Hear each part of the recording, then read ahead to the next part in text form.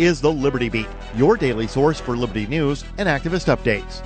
Produced in partnership with the SNLS Network and listeners like you. Online at snlsnetwork.com. I'm Mick Murrow with your latest edition of the Liberty Beat.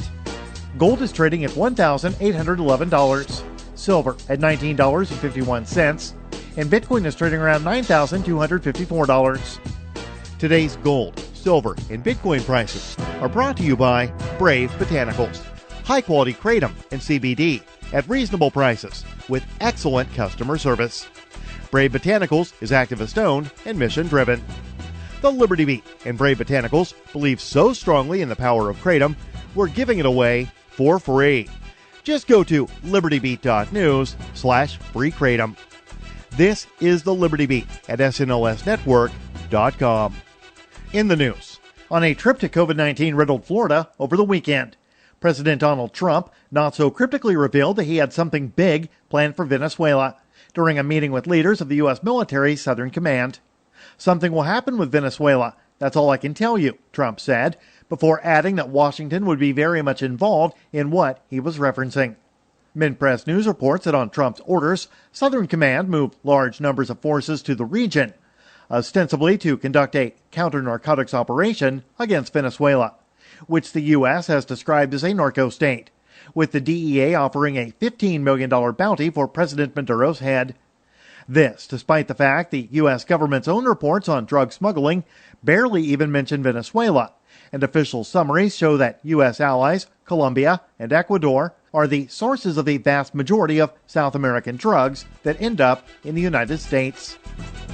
Ever wonder where we find all the news to report right here on the Liberty Beat? Visit snls.news to get the world's most censored media published all in one place. Save yourself from the endless time spent searching for reliable alternative media. SNLS News makes it quick and easy. No ads, no clickbait, just raw headlines, 24 hours a day.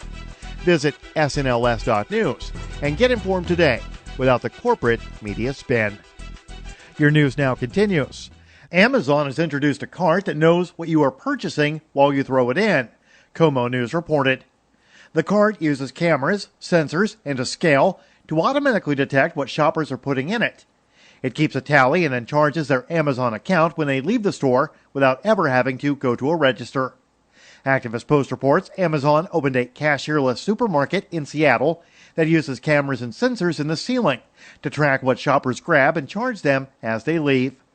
Amazon.com Inc. also has roughly 25 cashierless convenience stores with similar technology. This new piece of tech will likely now roll out across its stores. However, there are no plans for that right now, as this is just a test. The cart is known as the Amazon Dash Cart. It's being tested at a new Los Angeles supermarket Amazon is opening later this year.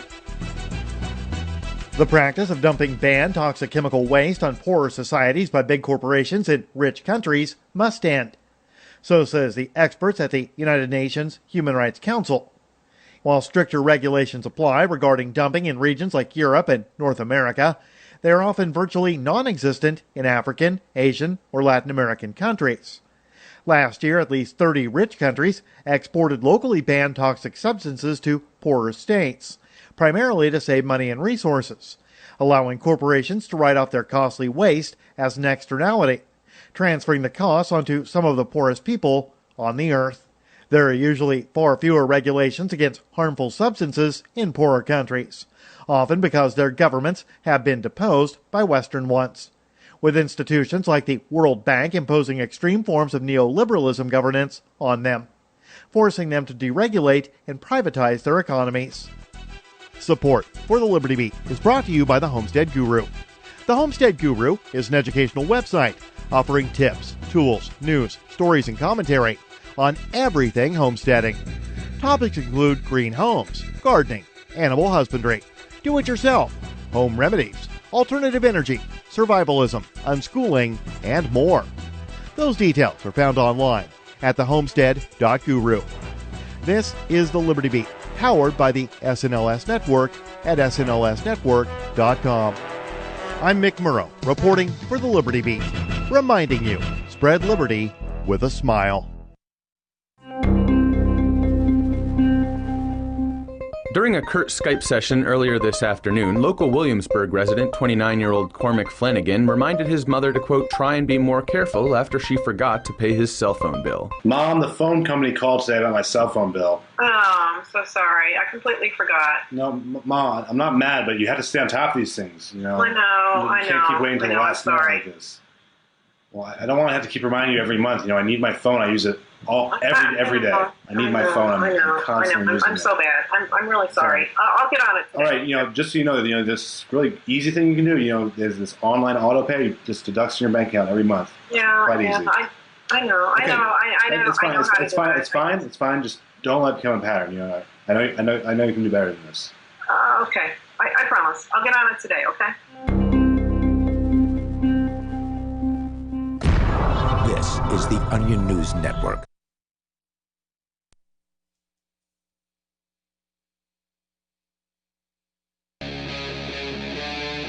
Free Talk Live.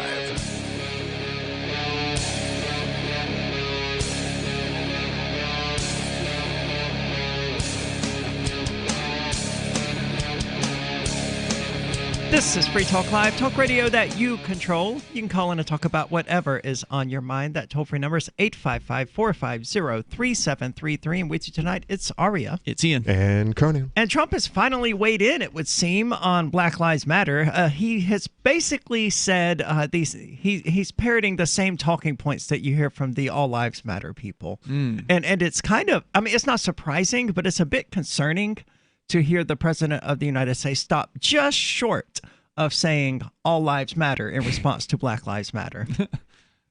So what is he saying? Well, coming to us from NPR.org, President Trump has dismissed outrage over police killings. Of course he is, because he's Trump and he loves the police, saying Tuesday that more white people are killed by police than black people. Which is, I mean, that's probably true, it but is a by true percentage statement. of population, no. That's where it breaks down, yeah. So are white people, Trump exclaimed when asked in an interview with CBS News why so many African Americans have been killed at the hands of police. So are white people. What a terrible question to ask. Trump added that more white people, by the way, are killed by police than black people. And does he not see? Does he have any concern over the police killings?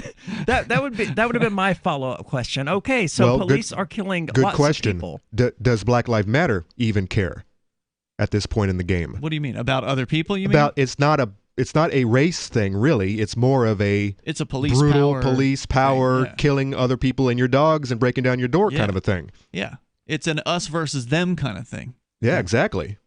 And that's how they see it, a lot of them, by the way. That's what the whole thin blue line thing is about. It's their side versus everyone else. You're either on the side of the thin blue line, you're one of them and their family members, or you're the others. Yeah, but the ones on the other side of that thin blue line, they're allowed to murder people with basically impunity. Yeah, it's good to be in the gang. I guess. You can steal and murder and rape.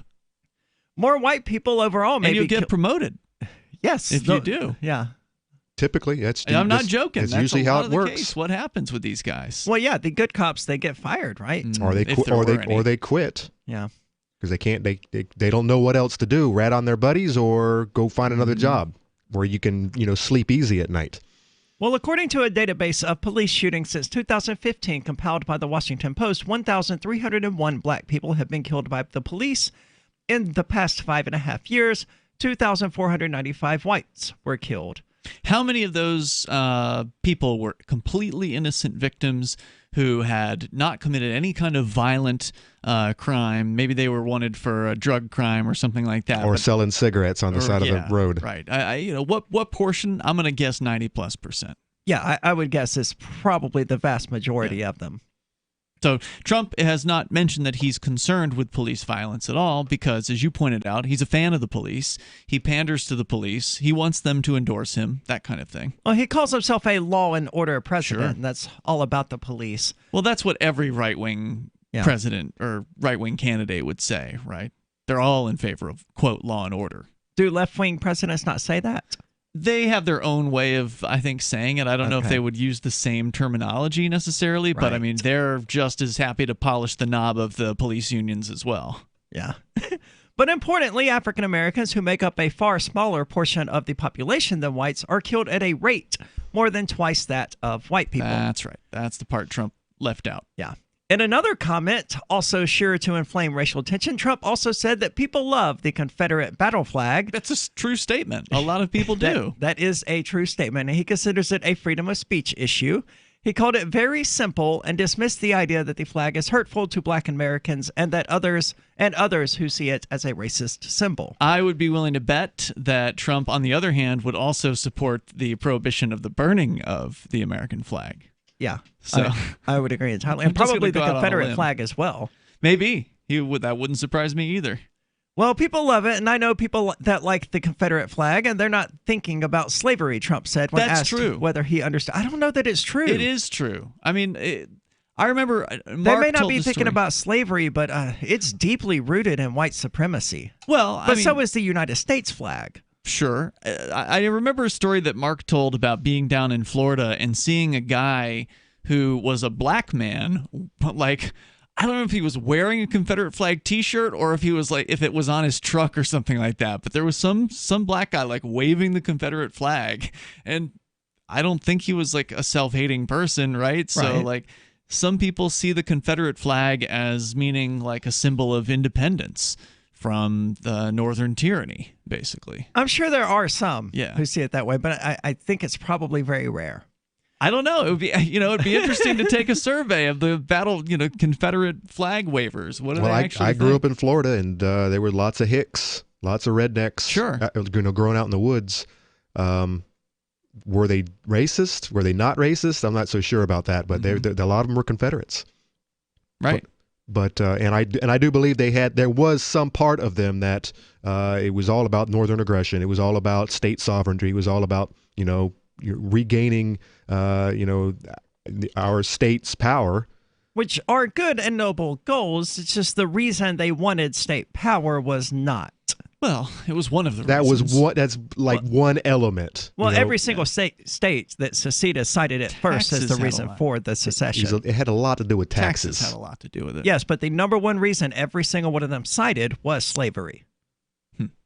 And a lot of other bullet points as well. Yes, but it's important to note when you're making a list of grievances, right? The first one's generally going to be your most important grievance. Generally, yeah. You're not going to save the most important one for bullet point 7. Well, 160 years ago, it was a whole different ball game. I mean, this is how it was done. It was the way of the world, and it was slowly dissipating, and it started in the North mainly. The sad part is it would have gone away on its own. Yeah, exactly. Which is the way it went in the rest of the world, but they had to fight a war over it here. So 500,000 people died? I think it was about 600,000. 600,000. Yeah. I mean, it's tragic because, you're absolutely right. Yeah. The institution was going to die by and large anyway. And if anything, I think it's the 16th Amendment only perpetuated slavery further by introducing it to the prison system. The 16th Amendment would be the income tax. So which one am I thinking of? 14th? 14th, okay. I think. Yeah. I don't care much about the Constitution. One. Yeah. So, as NPR... no one who signed it's alive. Right. An NPR poll last month found 2/3 of Americans believe that President Trump had increased tensions after the killing of George Floyd at the hands of Minneapolis police. The poll was conducted after police forcibly removed peaceful protesters near the White House so that Trump could pose with the Bible outside a partially burned church. And the woman who was the pastor at that church spoke against it, by the way. That's good. Yeah. I don't think that Trump was responsible for increasing tensions after the killing of George Floyd, but that was a really poor decision. Yeah, but they always blame the president for so many things that really he's just not even a minor factor in. I mean, if he were the one going out killing people, then you could argue that he had inflamed some tensions, but I'm pretty sure it's the police who inflamed all of the tensions and made things worse on top of all of the other problems they've created. Yeah. In an ABC poll out last Friday, 2/3 of Americans also said they disapproved of the way that President Trump is handling race relations. And this article here is starting to bother me. I don't care what other people have to say about Trump. I want the article to focus on what Trump has actually said or done. And the article immediately devolves here into being a collection of polls showing that Americans aren't happy with Trump. Well, that's not a surprise to anyone. Republicans are still going to support Trump, and Democrats are still unhappy with him. Mm-hmm. It's the way it was always going to be. Whether or not Joe Biden can appeal to the Democratic side of He's America. He's a cop lover, too. Is he? Oh, yeah. I can't be surprised. Trump is routinely behind Biden in head-to-head general election matchup polls, leading Trump on average by 9 percentage points. But the same thing was true of Hillary in 2016. Yeah, this is just a repeat of 2016 for sure. I can't imagine why anybody would be looking at these polls and saying, yes, well, Trump is going to lose. Look, Biden is beating him. Because they were convinced in 2016 that Hillary was going to absolutely crush Donald Trump. The Intercept headline, as calls to defund police grow louder, Joe Biden wants to give them more money. Excellent. Let's get into that. Joe Biden wants, they need more money. This is all about increasing funding for police departments. This is Free Talk Live. The young lady from the rescue delivered happy, and I panicked. He was missing hair, stinky, scabby, and I thought, what did I get us into? The cause of his issue was poor nutrition. It was neglect. The other owners didn't care enough about him to give him the nutrition he needed. But I have a vet that I trust, and she recommended Dinovite. DINOVITE.com. I ordered the first 90-day supply, and within a couple weeks, his skin started clearing up. He didn't smell. He had more energy. He just had a glow and a bounce about him. We've been using Dinovite for the last year, and Happy the rescue dog is Happy the healthy dog. I tell all my friends who have rescues to give their dog the chance at a new start with Dinovite. You won't believe how happy your dog will be. It's going to pay off for you and your dog for years to come. DINOVITE.com. The next generation wallet is coming from Divvy. In just a few taps, you'll be able to send, earn, spend, and exchange digital money in seconds. Send money around the globe with only a swipe. Instantly exchange between Divvy, Bitcoin, and fiat right in the mobile app and withdraw directly to your bank account. Divvy already offers the first one-tap solution for earning passive income with crypto. Multi-tiered masternodes allow everyone to partake in the network. Visit DivvyProject.org. DivvyProject.org. News from news.bitcoin.com. BTC miners give off a signal of intending to sell. Does this mean a bear cycle? New Zealand police seized $91 million from a Russian exchange operator. Anti-crypto SEC head stepping down, making Bitcoin ETFs more likely. And you can make money by referring people to exchange.bitcoin.com. Bitcoin.com is your source for getting started with cryptocurrencies, getting a wallet, buying Bitcoin Cash, mining, and all the latest cryptocurrency news at news.bitcoin.com.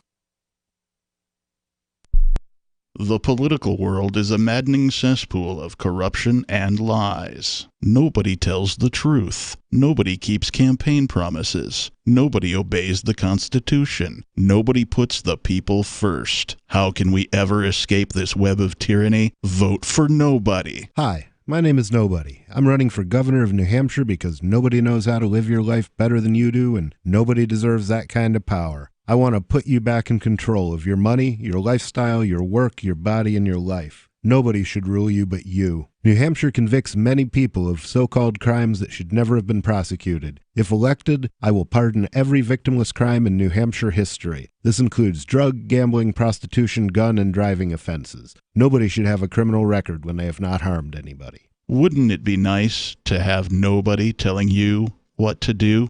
Learn more at electnobody.com. electnobody.com. LRN.FM now has a Discord. Discord is a free text and voice chat platform, and we now have our own server with a bunch of channels at discord.lrn.fm. You can join other listeners as they chat about various things during our live shows, or anytime, day or night. Discord software is available cross-platform, so you can have it on whatever device you want and take your chats anywhere. Join our Discord at discord.lrn.fm. That's discord.lrn.fm. Bitcoin.com has launched a trading platform at local.bitcoin.com, allowing you to buy or sell Bitcoin Cash via dozens of payment methods like PayPal, Venmo, bank deposit, remittances, or meeting in person with cash. There are no ID requirements to sign up for and use the site, and all communications between buyers and sellers are encrypted. Finally, a global trading platform that respects your privacy. Visit local.bitcoin.com to get started trading Bitcoin Cash. Local.bitcoin.com. Live video of our key New Hampshire-based shows is streamed on DLive. Please follow and share at dlive.lrn.fm. That's dlive.lrn.fm.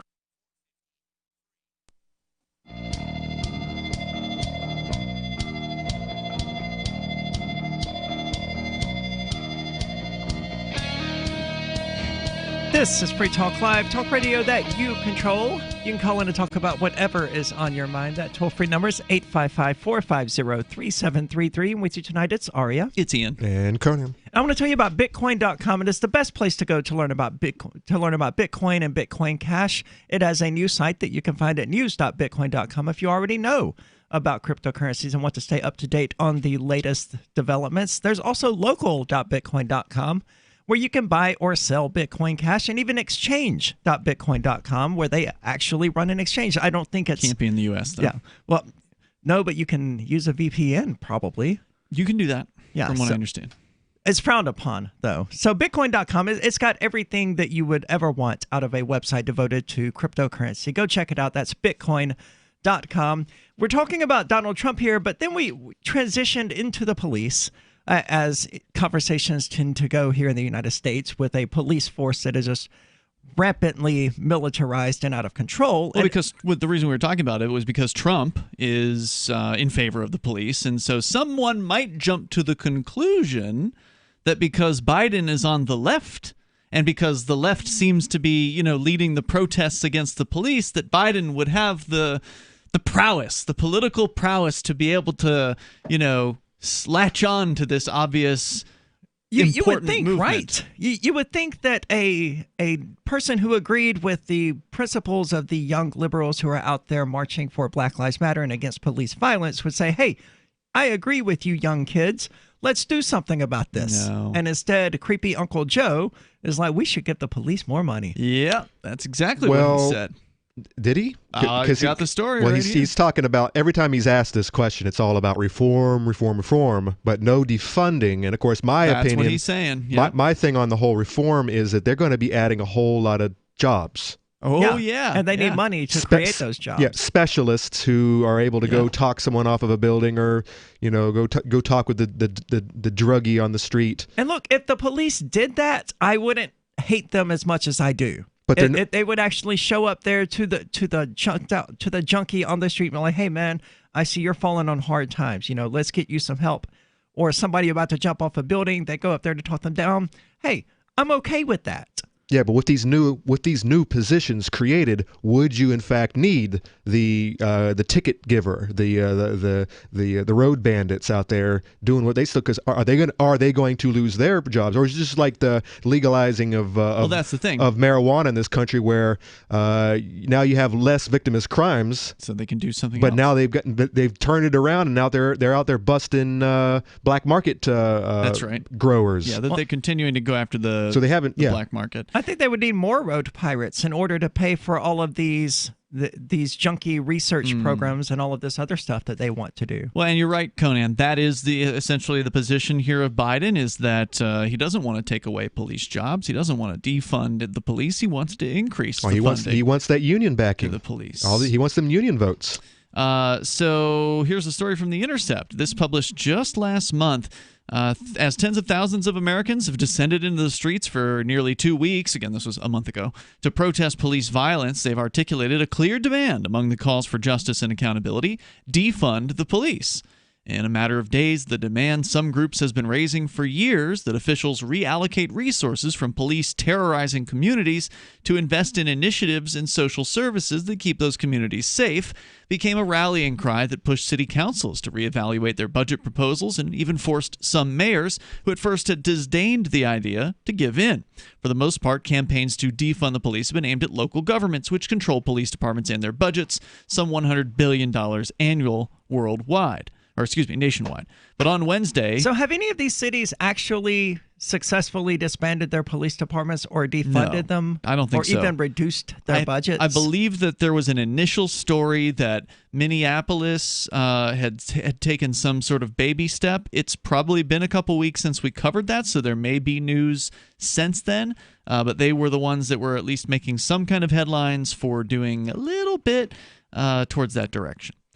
But on Wednesday, presumptive Democratic nominee Joe Biden, in a striking rejection of the growing movement demanding better use of public dollars, reminded Americans there's also plenty of money for police coming from the federal government when he called for an additional $300 million in federal incentives to, quote, reinvigorate community policing in our country. I think they're plenty invigorated. According to Biden, they don't have enough money. He says, I don't support defunding. Has he not seen the Bearcats and the tanks and the 2020 cruisers? Aria, that's a rescue vehicle. Right. Think of the compassion they can show if they had 10 Bearcats. They could rescue 10 times as many people. Exactly.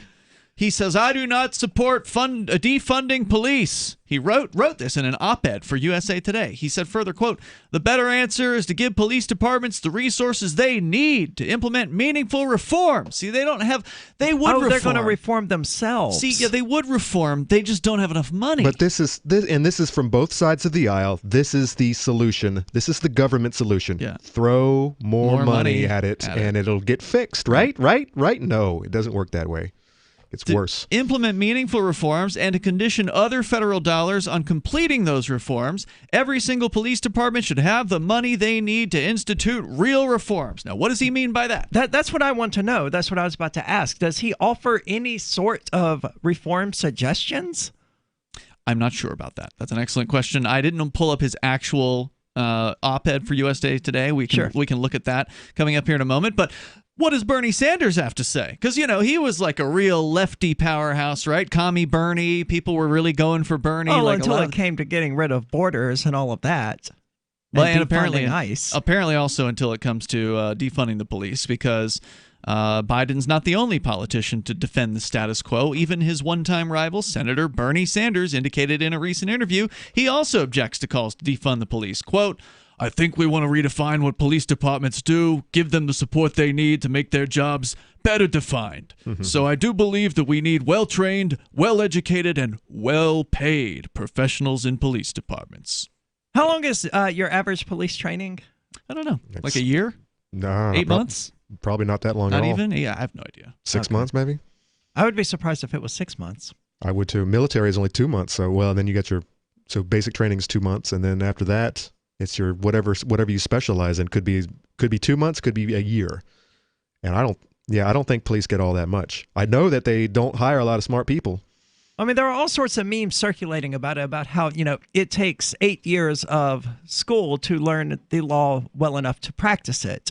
But as a lawyer? Yeah. But significantly less time to become a police officer who enforces those laws. To just follow orders. Yeah. They're just or to just make up their own orders on the spot. Yeah, I got pulled over once for in Mississippi, where there were no inspection sticker laws or anything like that, for having a crack in my windshield that was too big.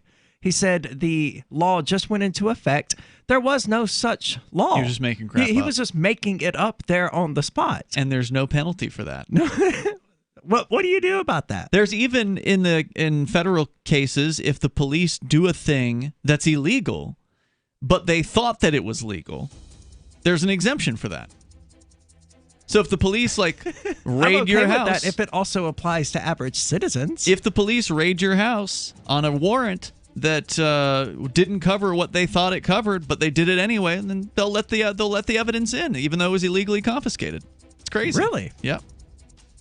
So more about defunding the police, and we're going to go to Joe Biden's op-ed to find out exactly what sort of reform suggestions he actually has. 855-450-FREE. Do you want more businesses accepting Bitcoin Cash and Dash? Now with AnyPay, you earn passive income for every purchase at those businesses. Finally, a financial incentive to spread Bitcoin Cash and Dash. You made it happen, so you receive the rewards. Download the AnyPay Cash Register app and add your cryptocurrency wallet addresses. Then install it at a real-life business and tell us what you did at AnyPayInc.com. AnyPayInc.com. Did you know you can support freedom of speech just by visiting shop.freetalklive.com? You'll see links to Walmart, Love Java, Newegg, and more. Every day, Free Talk Live is at the forefront of the liberty movement as the biggest liberty-oriented talk show in the world, giving you a platform to be heard on any topic. Get listener-only specials without doing anything other than an extra click. Visit shop.freetalklive.com. Use the links and buy what you'd be buying anyway. Take action now. Save and support freedom. Visit shop.freetalklive.com. It's shop.freetalklive.com. Is spreading the message of liberty, cryptocurrency, and peace around the globe worth $2 per month to you? As you may already know, in addition to our internet feed, LRN.FM broadcasts on free-to-air satellite across North and Central America, as well as Sub-Saharan Africa. And we've been available on satellite for free 24/7 since 2010. The LRN.FM free-to-air satellite signal is reaching some of the most oppressive regimes in the world, and there's no doubt our ideas are making an impact. You can learn more about the channel's impact by watching the 3-minute video at fund.lrn.fm. If you'd like to help free minds globally with our ideas of liberty, cryptocurrency, and peace, you can donate as little as $2 per month via fund.lrn.fm. You can help us continue and expand our satellite broadcast to multiple continents. Visit fund.lrn.fm today, and thank you for your help. Don't forget to share the link on social media. That's fund.lrn.fm.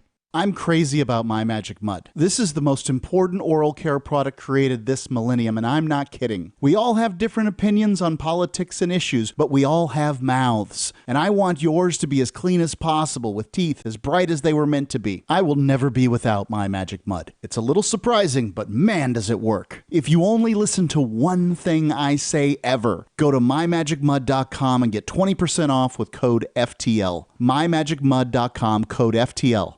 The LRN.FM social media channels have been revamped. We've eliminated Facebook and focused on other platforms like Twitter and Mastodon, the decentralized alternative to Twitter. On our accounts, you'll find posts from multiple LRN.FM show hosts together in one place. Follow us on Twitter at twitter.lrn.fm, or better yet, move to the decentralized Mastodon social media platform at toot.lrn.fm, toot.lrn.fm.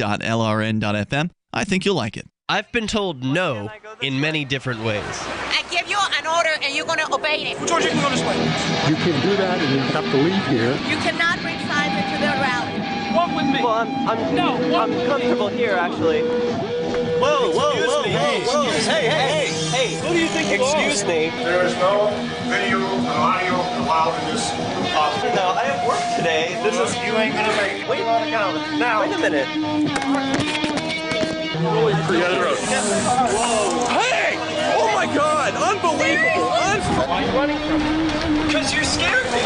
What am I being detained for? You're being served. What is this? You're being served. What is this? Bureaucrats have a funny way of telling people no. That's the sound of the men working on the chain. Derek J's Victimless Crime Spree. Watch it for free and order the Director's Cut DVD at victimlesscrimespree.com.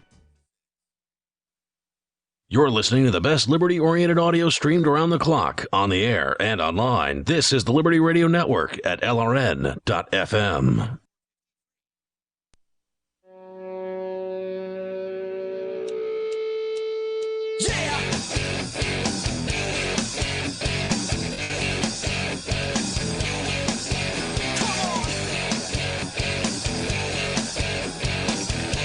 This is Free Talk Live, talk radio that you control. You can call in and talk about whatever is on your mind. That toll-free number is 855-450-3733. Or if you want clearer quality, you can join us on the Discord server, which you can find at discord.freetalklive.com. Has there been any update from them about... No.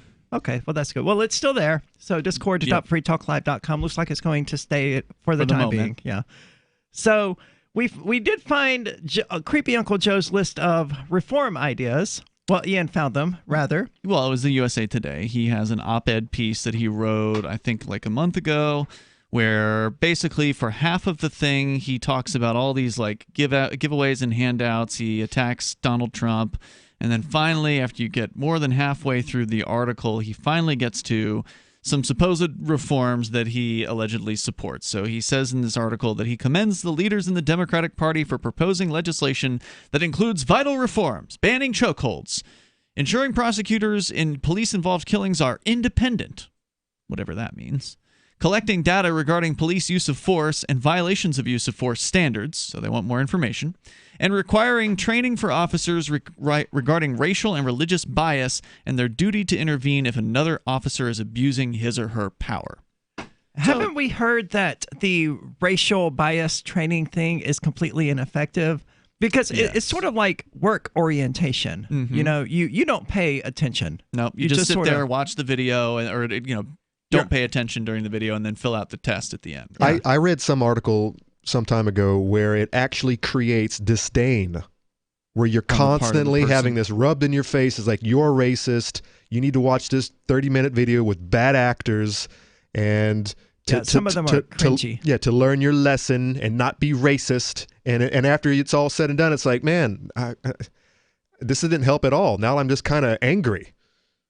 He says further, he doesn't support defunding police. The better answer is to give police departments the resources they need to implement meaningful reforms and condition other federal dollars on completing them. He says, I've long been a firm believer in the power of community policing, getting cops out of their cruisers and building relationships with the people in the communities they're there to serve and protect. Now that's a good point right there.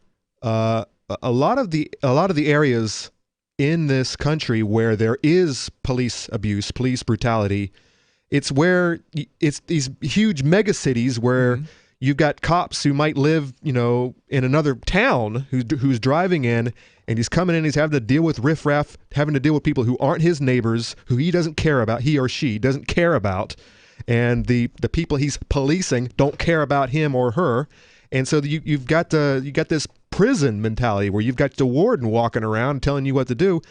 It's in the smaller communities, like low population, like less than 5,000, where you actually know the cop knows you know where he lives, da-da-da-da-da. Yeah, and so that cop really can't get away with being a a-hole unless you've got the guy up in, where was it, north of us, where he stripped down naked and walked home in the snow because they fired him and he was trying to prove a point. He wanted to make a show, yeah. No one liked him. But that's a good point right there. So you got an a-hole cop. No one could stand his butt, and they ended up firing him. Is that why they fired him? Because he was a jerk? No, I don't remember. I forget what the reason was. But he wasn't. But it was from all of the people in that area. They claimed that he was just he was a turd. He was a straight turd. I mean, you're not wrong, Conan, in that obviously in a smaller community, if you know people, it's just from a human to human perspective harder to harm a person that you have a history it's harder with. It's harder to get away with things. So that is true. However, that's not to say that there aren't abusive cops in small towns or anything like that. I mean, there was some cop around here was raping children. Like some police chief, he actually ended up getting sentenced to 60 years in prison. Keene is but he was the chief. So he'd made it that high. Keene is not on my list of small towns. 20,000, 23,000. I don't know any of these cops. They don't know me. Well, some of them do, actually. But I mean, I think they know all of us. I'm talking small population where you know where he lives, you know his name, and you know his last name, you know his first name. I mean, and there's only one. Oh, and there's only one of them. If that would help. If that. I mean, that's not really achievable in these large cities, though. I mean, you can't have that level of community in a city the size of New York. I'm not saying the cities can be fixed. I'm saying get out of the cities and go move out to the country. Well, the government just can't be fixed either. I mean, even Biden in his article admits that institutions resist change. Not that he's actually proposing any sort of significant changes. No, half of the list that he created had absolutely nothing to, and we skipped over those. Yeah, we didn't go over those. He went through this long list of giveaway programs that he thought would make people's lives better. But let me get back to The Intercept, because they actually address the proposed changes that these politicians like Biden are making. I'm in favor of banning chokeholds. That seems like a no-brainer. If you're trained in any sort of martial arts whatsoever, and I don't see any reason why cops shouldn't be. Oh, they're not. There's no reason whatsoever to resort to something as caveman-like as a chokehold. Unless you're like a caveman. Yeah. So get some training, man. These proponents, like Biden, That's what they've been promising for years. Proponents of police reform, including some who sit on Biden's criminal justice task force, have been pitching solutions to police violence that include more resources for police since at least the 2014 police killing of Michael Brown in Ferguson, Missouri. Remember those riots? Yeah, that's what. Correct me if I'm wrong, but Black Lives Matter as a movement began under Barack Obama and Joe Biden. I think so. So he knew about this issue when he was vice president. Yes, and what did he do? Nothing. The protests that followed ushered in an era of massive investment, much of it with federal dollars to pay for things like bias training, as well as body cameras, which Biden mentions later in his article we didn't get to. Yeah, but they can turn them off. And especially more officers to staff, quote, community policing, which Biden was talking about, initiative flooding all over over-policed or already over-policed neighborhoods and schools. These proponents usually call for, quote, procedural, unquote, reforms that do little to tackle the underlying problems of the institution itself, according to Alex Vitale, the author of The End of Policing. That sounds like a page turner. Quote, procedural... The Intercept, are they left or right-leaning? They're just good journalists, in my experience. Okay. They're probably left-leaning, but going on. Quote, procedural justice is the idea that if police take the time to explain what they're doing, hear your side of the story, act in a professional manner, that people are going to accept police actions, Vitale told The Intercept, and saying further, quote, and therefore that you can reform the police by making them more professional and nicer, and people won't question them or protest them, and they'll let the police go back to doing what they do with no interrogation whatsoever of whether or not what the police is doing is actually right, unquote. Yeah, they're not shooting angry, racist bullets at you. They're shooting happy, flowery love bullets at you. While an industry of consultants bullets. has boomed around police reform, those who've been calling for an end to police violence for years say the reforms that Biden is once again proposing have already failed. Minneapolis, which starting in 2014 received millions of dollars in federal funding as part of the pilot National Initiative for Building Community Trust and Justice, is a poster child for such a failure, and community members there have been demanding, and so far winning, a much more radical approach to ending police violence by reducing the presence of police altogether. So these people have had this federal program, informing and educating with the police here for a half a decade now, and they're the ones who burned the police building down. So they've had Biden's reforms, and they set the police building on fire. So I think that's a pretty clear that's an statement. indicator. Yeah. But as communities across the country push their local officials to redraw next year's budgets, a number of groups have begun to call on Congress to do its part to defund the police. In a letter sent to the House Judiciary Committee, a coalition of national advocacy and local grassroots organizations have called on representatives to, quote, permanently end and cease any funding to local law enforcement in any form. Wow. Now, wouldn't that be nice if the federal government stopped sending money, period, to local law enforcement? That would be a step in the right direction. And the schools. And that'd be great. Right across the board. But people aren't but the mad teachers about aren't out there schools. killing people. People aren't mad about schools yet. They may understand that the schools suck, but they still think they can meaningfully reform them. At least people are finally, a lot of them, to the point where they understand that just stopping it makes more sense than reforming. And people are beginning to see that schools suck. Evidently, Conan, you have an article from FEE about how homeschooling is on the rise, and it may, in fact, be here to stay because of COVID-19 leading to the shutdown of schools and parents having to homeschool. What are your thoughts? 855-450-3733. Have you ever thought about turning your Glock, XD Family, or 1911 handgun into a semi-automatic carbine? It only takes about 30 seconds. The MechTech Carbine Upper is classified as an accessory and can be delivered right to your doorstep with no FFL or background check required. It's the world's most versatile pistol accessory. Build your custom upper today. Simply go to handgunconversion.com. That's handgunconversion.com. Today, many of us are paying attention to our health, and what we eat plays an important role. But so often the water we drink is a mere afterthought when it should be a primary part of our daily nutrition. Real Water would like to change how you think about the water you drink and how it can play an important role in helping your body restore balance and reach its full potential. The key benefits of every bottle of Real Water are stabilized negative ions, balanced pH, detoxification, and it hydrates you like never before. And yes, it tastes great. Real Water is beyond alkalinity, and due to its proprietary process called E2 technology, it's the only drinking water on the market that can maintain a stable negative ionization, which means real science in every bottle. Order your Real Water today and take take advantage of special pricing for this audience only by calling 1-855-REAL-WTR or visiting buyrealwaternow.com. That's 1-855-REAL-WTR or buyrealwaternow.com. Order now, 1-855-REAL-WTR or buyrealwaternow.com. Silver has always been nature's very own antibiotic, and only one system allows you to generate an endless supply of natural silver solutions. Silverlungs.com. You'll find no wild claims or pseudoscience, just a lifetime of nano-sized pure silver solutions. The Silver Lungs generator allows you to make your own, so stop paying for silver solutions. The unique lung delivery system targets respiratory infections where other silver solutions simply cannot reach. See the Silver Lungs generator and lung delivery system at silverlungs.com. That's silverlungs.com. On Free Talk Live, we're bringing people to the ideas of liberty every day. From wrestling superstars like Glenn Jacobs. You guys really are having an impact, I believe. Like I said, a lot of where I am now is due to listening to Free Talk Live. You changed my mind on some very important issues years ago. To random people tuning in on the radio. I was kind of stuck in the left-right paradigm. I heard your show by chance on a Saturday night.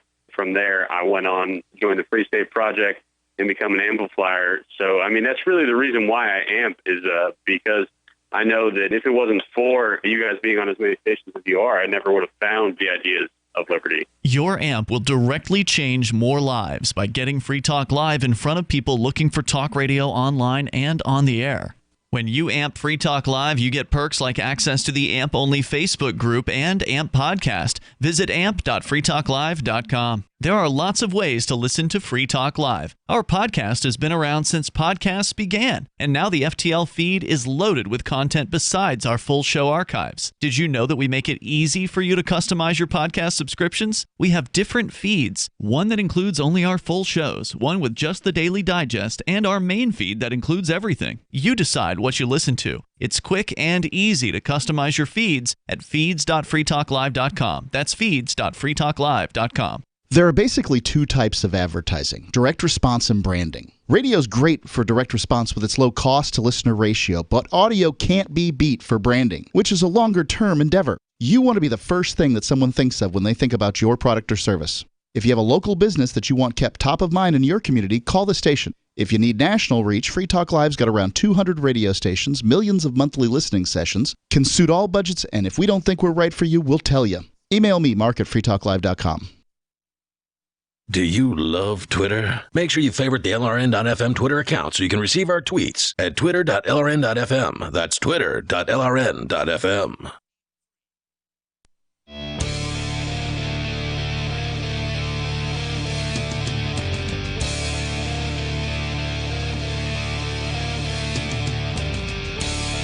This is Free Talk Live, talk radio that you control. You can call in and talk about whatever is on your mind. That toll-free number is 855-450-3733. And with you tonight, it's Aria. It's Ian. And Conan. And do you want more businesses accepting Bitcoin Cash and Dash? Well, as of today, here in Keene, we have a new barber that is accepting Bitcoin Cash, Dash, and presumably some other cryptocurrencies. Yep. And it's all done with AnyPay. And you can earn passive income for every purchase at these businesses. And we didn't even get him set up. It was another guy in town. It was. A financial incentive to spread to Bitcoin Cash and Dash sounds great. You make it happen, you receive the rewards. Just download the AnyPay Cash Register app and add your cryptocurrency wallet addresses. Which means the other guy's receiving the rewards because he got it done. Yeah, good for him. Good for him. Then install it at a real-life business and tell us what you did at anypayinc.com. That's anypayinc.com. Commissions are instant. There's no waiting for weeks or months or to hit a certain threshold or any of that nonsense. As soon as a payment is made, you get a commission. It's awesome. And now we have two places here in Keene and one in Brattleboro, which is the next town over in Vermont, where you can get your hair cut with one's a cryptocurrency. salon. So, like, the ladies go to salons, right? I mean, you can a guy can go to the salon, but it's definitely an upper scale place. Yeah, it's a fancy salon, and this is a barber, which is a different kind of a setup, right?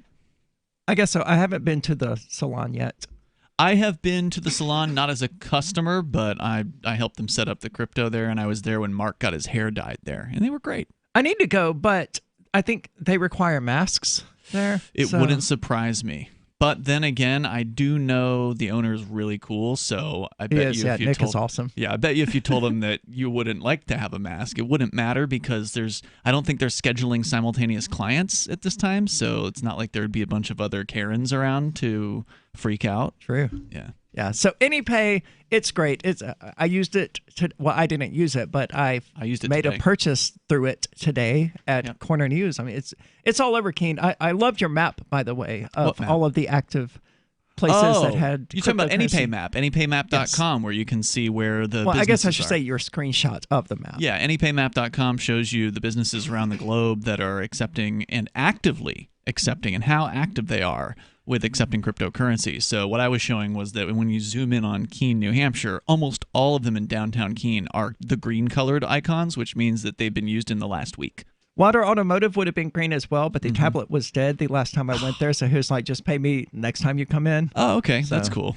It'll be green sometime this week, I guess. I always remind him when I call up, it's like, hey, make sure you charge the tablet. Yeah, I'm going to have to start doing that for sure. I didn't expect that to be an issue, but it makes sense. I mean, we don't come in that often, you know. So anyway, back to the story that you've got about Joe Biden from The Intercept. Evidently, Joe he's a Biden. fan of the police. Oh, Uncle Joe, surprise. Guess what? You don't get to be the vice president or whatever without being a cop fillator. And that's what Uncle Joe's into. Is that what it takes to become vice president? Some of what he's into. But he is... He's also into sniffing little kids, though, so... I suspect the police protect him in that. That's who they're serving and protecting. They're serving people like Joe Biden. They're not serving and protecting you. That's just a myth. But going into The Intercept here, they're talking about how a lot of these ideas that Biden is purporting right now, again, because he did it before, that a lot of these have been tried and they have already failed because they are, of course, government run. And they don't involve defunding the police or punishing, them in any way for their misdeeds.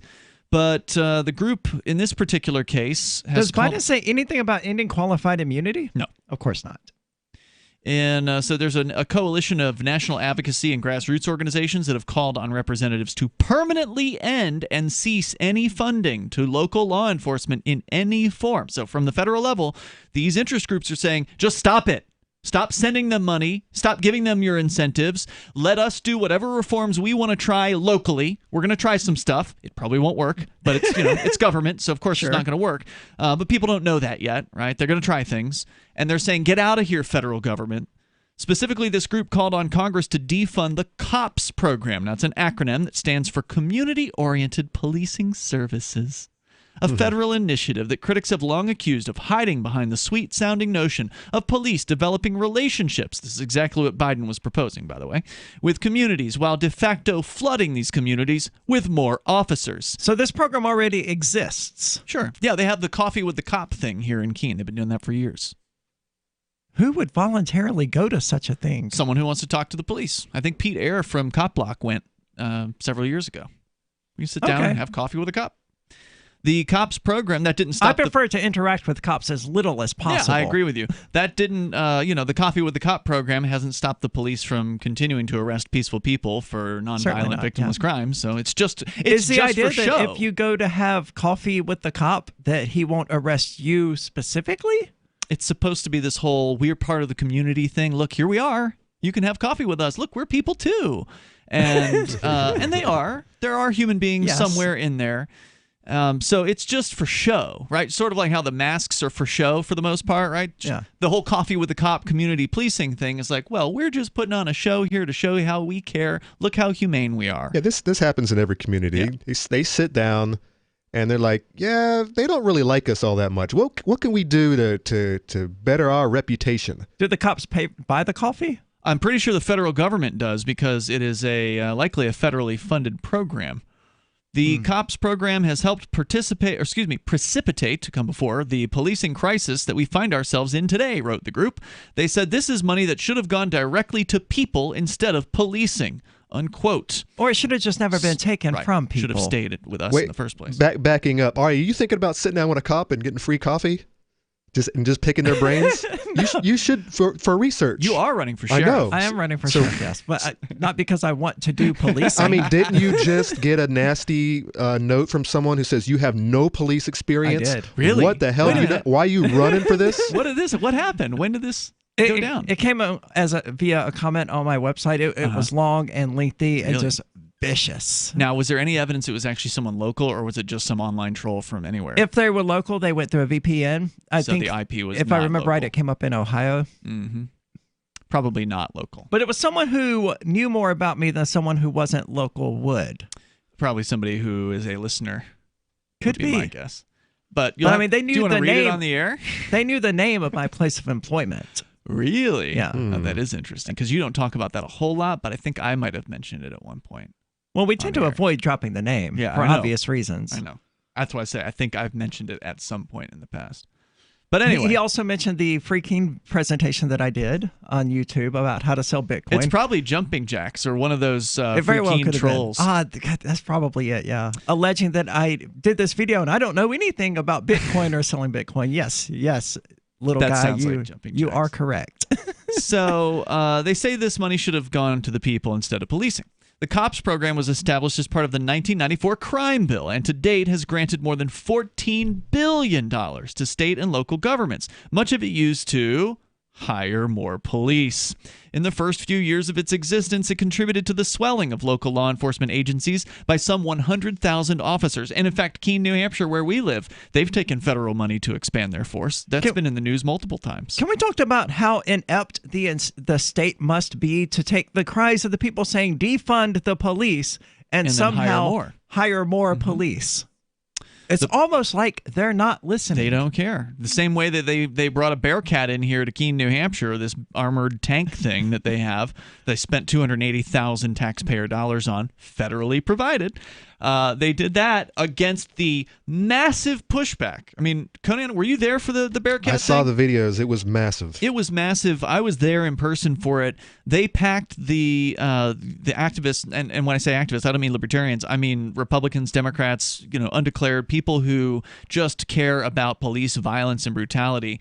And they had enough of militarization of the police. These people came out to the city council meetings. They called the counselors. They wrote the counselors. They wrote letters to the editor. I mean, it was the biggest thing that I've seen since prior to Black Lives Matter. Black Lives Matter was real big recently, but prior to that, the Bearcat probably was the number one thing. Like, now you can't go to a city council meeting, but back then you could, and the whole city council chambers were packed full of people. It was so packed, they had firemen on the first floor of this multiple floor building. The meeting was on the second floor, who would stop you when you came in and said, "I'm sorry, they're full up there. So you'll have to wait until someone comes down. Wow. And then we'll let you up to go and watch." I'd never seen the city council chambers that busy before. And the counselors who spoke on the topic said they were getting like 90+% of the calls and the emails that they were getting were against the Bearcat. And yet they did it anyway. And they voted for it. Anyways, and it wasn't like only 2 voted against it. I think 3 were against it. It's just 13, I mean, when you it. see and experience things like that, and hearing the city councilor say, "We're getting a tank." Yeah, in that exactly. video. Oh, yeah. This is- But he became the mayor after that. But I mean, it doesn't leave you feeling very satisfied with where we're going. No. When you've got these bureaucrats, you've got these do-gooders just making decisions on our behalf against our will. More about how broken the state is. This is Free Talk Live. Remember when you first heard about Bitcoin? How long did it take you to realize this little project would soon change the world? Do you kind of wish you had gotten involved sooner?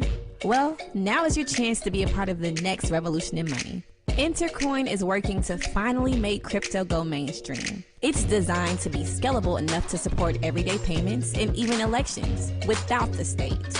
Bitcoin was originally supposed to be a peer-to-peer cash system, the way we would all pay one another without having to trust any third party. But instead, over time, it mostly became a store of value. That's because every 10 minutes, the Bitcoin network must put all transactions into a block, and that block can only hold so much. If crypto is to become mainstream, for people to use it for everyday payments, we need a new architecture, one that is as secure as Bitcoin while being far more scalable. Check out intercoin.org to find out more and maybe pick up some of those coins for yourself.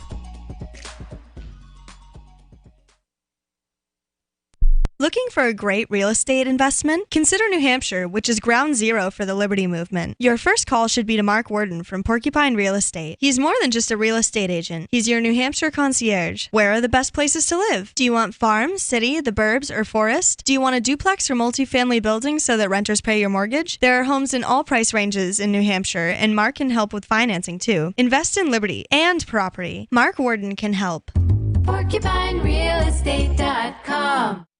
What if you want to hear the latest episode of Free Talk Live, but all you have is your phone, you forgot to download our archive, and you have no data connection? You can call our Listen line at 641-793-0191. That's a long-distance number, so you may incur charges. If not, listen as long as you want. 641-793-0191. The Free Talk Live Listen line, 641-793-0191. You're listening to the live edition of Free Talk Live. Hour number 2 is next after the news here on the Liberty Radio Network at LRN.FM.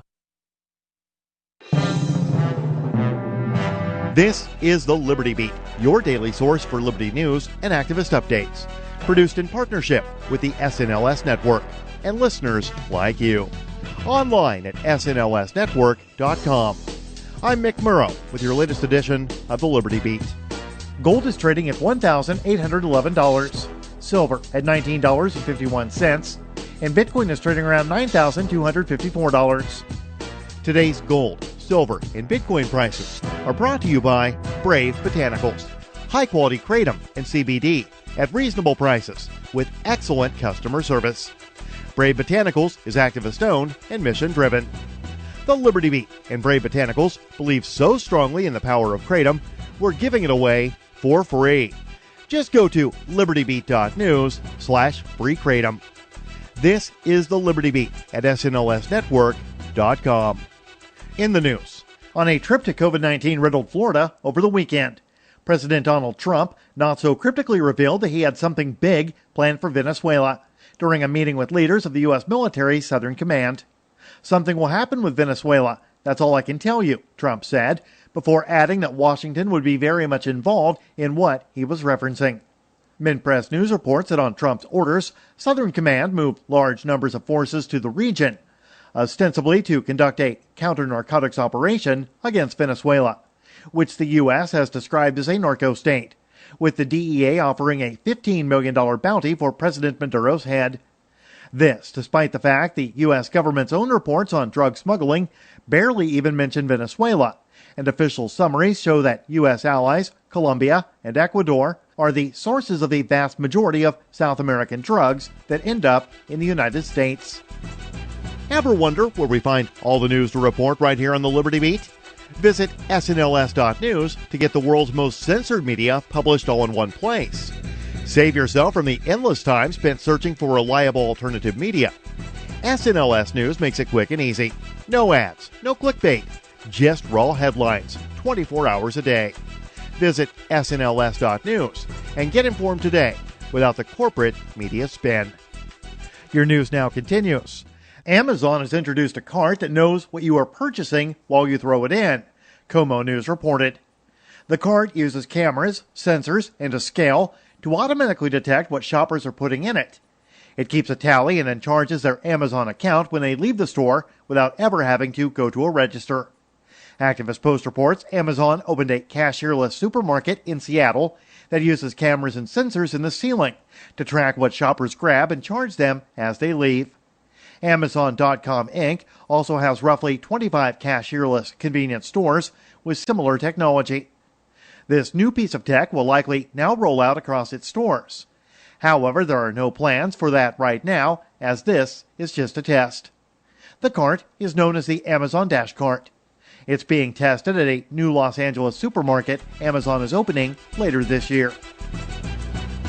The practice of dumping banned toxic chemical waste on poorer societies by big corporations in rich countries must end.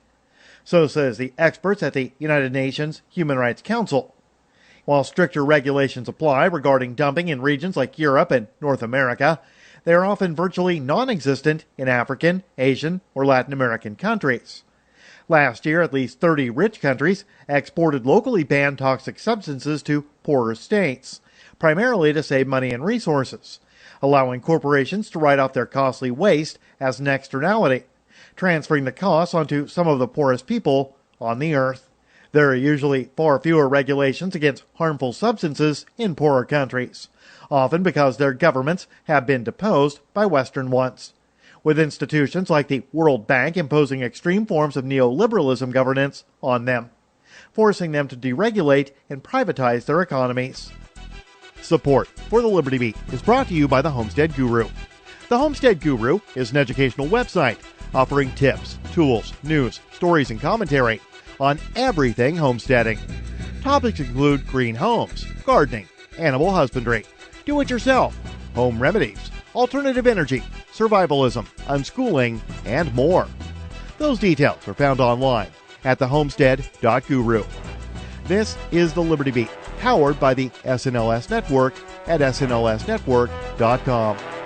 I'm Mick Murrow, reporting for the Liberty Beat, reminding you, spread liberty with a smile.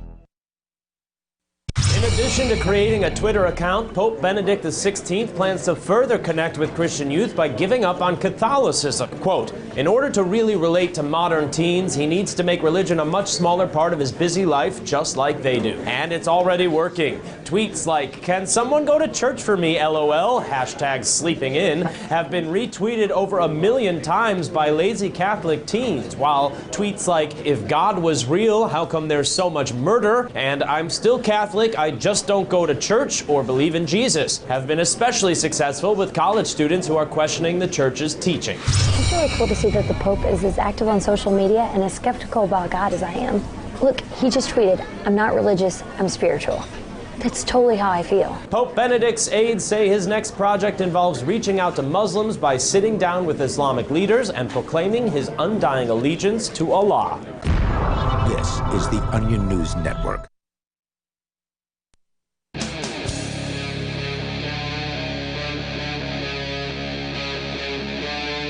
Free Talk Live.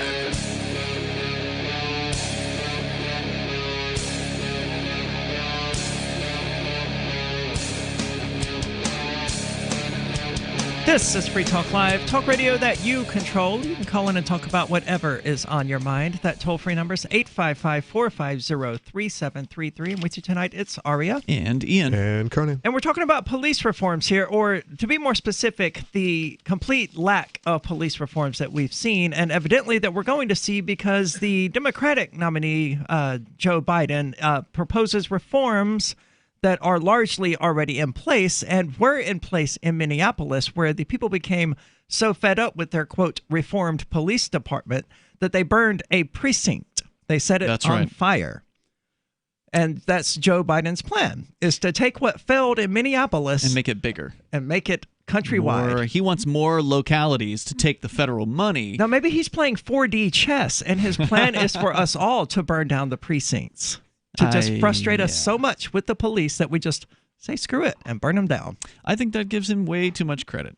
Yeah, I would agree. But there's a detailed piece at theintercept.com, actually from June, but they always do really good reporting, and they dug in here, and that's what they've called out Biden, you know, saying, hey, look, all the things that this guy's proposing have already been done, basically. This is a federal package of reform that comes along with a bunch of money, and so that's what Biden is saying, is he thinks that there shouldn't be defunding the police. He thinks the police need more money because they need more officers with more training, more federal money coming in, and that'll make everything better because, well, as you pointed out, it made so much better in Minneapolis. And now he wants to offer hundreds of millions of dollars more to other departments and I'm sure existing departments that are already up to the federal trough. Whereas in an interest group here that's described by the Intercept as a coalition of national advocacy and local grassroots organizations have called on representatives to, quote, permanently end and cease any funding to local law enforcement in any form.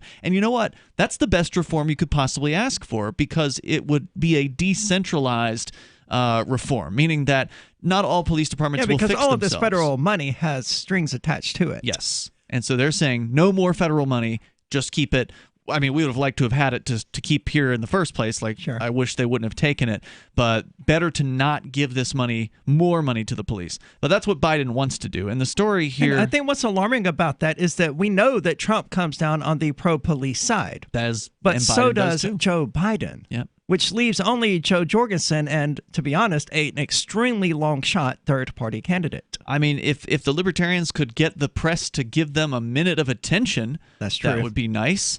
We'll see. We've got time. The most attention they got was when Spike Cohen took his shirt off in a podcast. Was that, you mean this year? Because there was the dude James Weeks who did a striptease on stage a couple of years ago. Yeah, that was at the Libertarian National Convention, though. But yeah, the only major news articles I've seen about anyone from the Libertarian Party was the Spike Cohen incident where he was shirtless in a podcast. I saw an article about Joe Jorgensen. Who cares about that? There was an article about Joe Jorgensen, and I've got it in my show prep. I could pull it up, but it was sort of complaining about how she was on a Boogaloo Boys podcast or something like that. Oh, yeah. I saw that one as well. So it was kind of trying to associate her with the Boogaloo movement and that kind of thing. Which is not a bad thing, in my opinion. There's a lot of talk about the Boogaloo, the Boog Boys, as they like to be called. We're going to have one on Thursday night as a co-host. Who is it? Guy across the street. Okay, awesome. But there may be some people on the alt-right who are calling themselves Boog Boys or whatever, but the Boog Boys would reject them. Mm-hmm. I've never seen any hint of racism or homophobia or transphobia or any of these other discriminatory bigotry practices from actual Boog Boys in Hawaiian shirts. Here, at least. Yeah. Your mileage may vary if you go down, down south or whatever. So a little bit more here from The Intercept. So they're talking about the failed COPS program. COPS standing for Community-Oriented Policing Services. This is one of the programs where the federal government is flooding money into communities and telling them to actually hire more cops. And that's what they've been doing. Well, yeah, somebody's got to cover the cop who's sitting there having coffee with you. In the first few years of its existence, this program contributed to the swelling of local law enforcement agencies by some 100,000 officers. And we got, I think, 4 of them one year.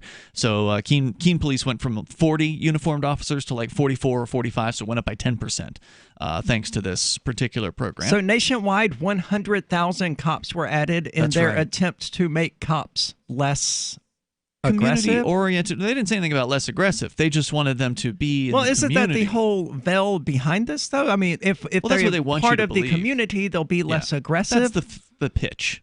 Yeah. But I mean, it's they're paid to be aggressive. It's garbage.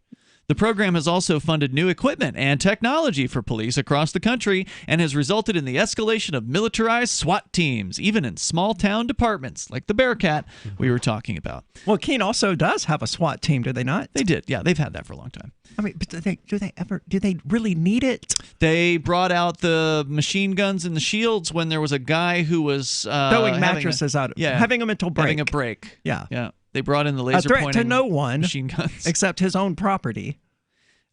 Just last week, as the nation was reeling from the impact of the COVID-19 crisis and protests against the police violence raged, the COPS office announced almost $400 million in federal grants to hire nearly 3,000 new police officers in more than 500 agencies across the country. And the $300 million that Biden is now calling for comes in addition to $300 million that was just allocated to COPS as part of the HEROES Act for COVID-19 relief. So you remember the HEROES Act that they passed a few months ago? Well, that had money for I remember cops. the CARES Act. What was the HEROES Act? It was the other one, basically. Okay. The other money handout. And Gotcha. part of that handout was $300 million that was going to this COPS program. Was that because cops weren't out there writing tickets and so a lot of states lost revenue? I mean, I don't understand the logic behind, hey, there's a global pandemic. Let's give money to the police. Well, it's always an excuse to give money to the police. And that's when the true. Police all of this was a mass looting of the American people. I saw that Wells Fargo posted a $39 billion profit last quarter. Wow. Meanwhile, everyone else is struggling. Going out of business. In the middle of an enormous recession, Wells Fargo, $39 billion profit. What's been particularly insidious about the COPS program is the name masks what's really happening, which is that we're essentially just flooding the streets and communities of our country with more and more police under the guise that it's going to be community-oriented, said Kumar Rao, director of the Justice Transformation Project, one of the letter's signatories. He said, quote, "It's obvious to anyone living in communities across this country that are heavily policed that there has been nothing about policing that has been community-oriented, and the actions of this last week have revealed that in dramatic fashion to even people who have not been living under this heavy policing apparatus," unquote. So the people living in these communities know this is BS. They see that it's BS. Well, yeah, because there are more cops on the streets Right. as a direct result of this. While COPS provides federal incentives to local governments to hire more police, those governments are then left to pay for the cost of keeping the officers when the federal funds expire. Yep.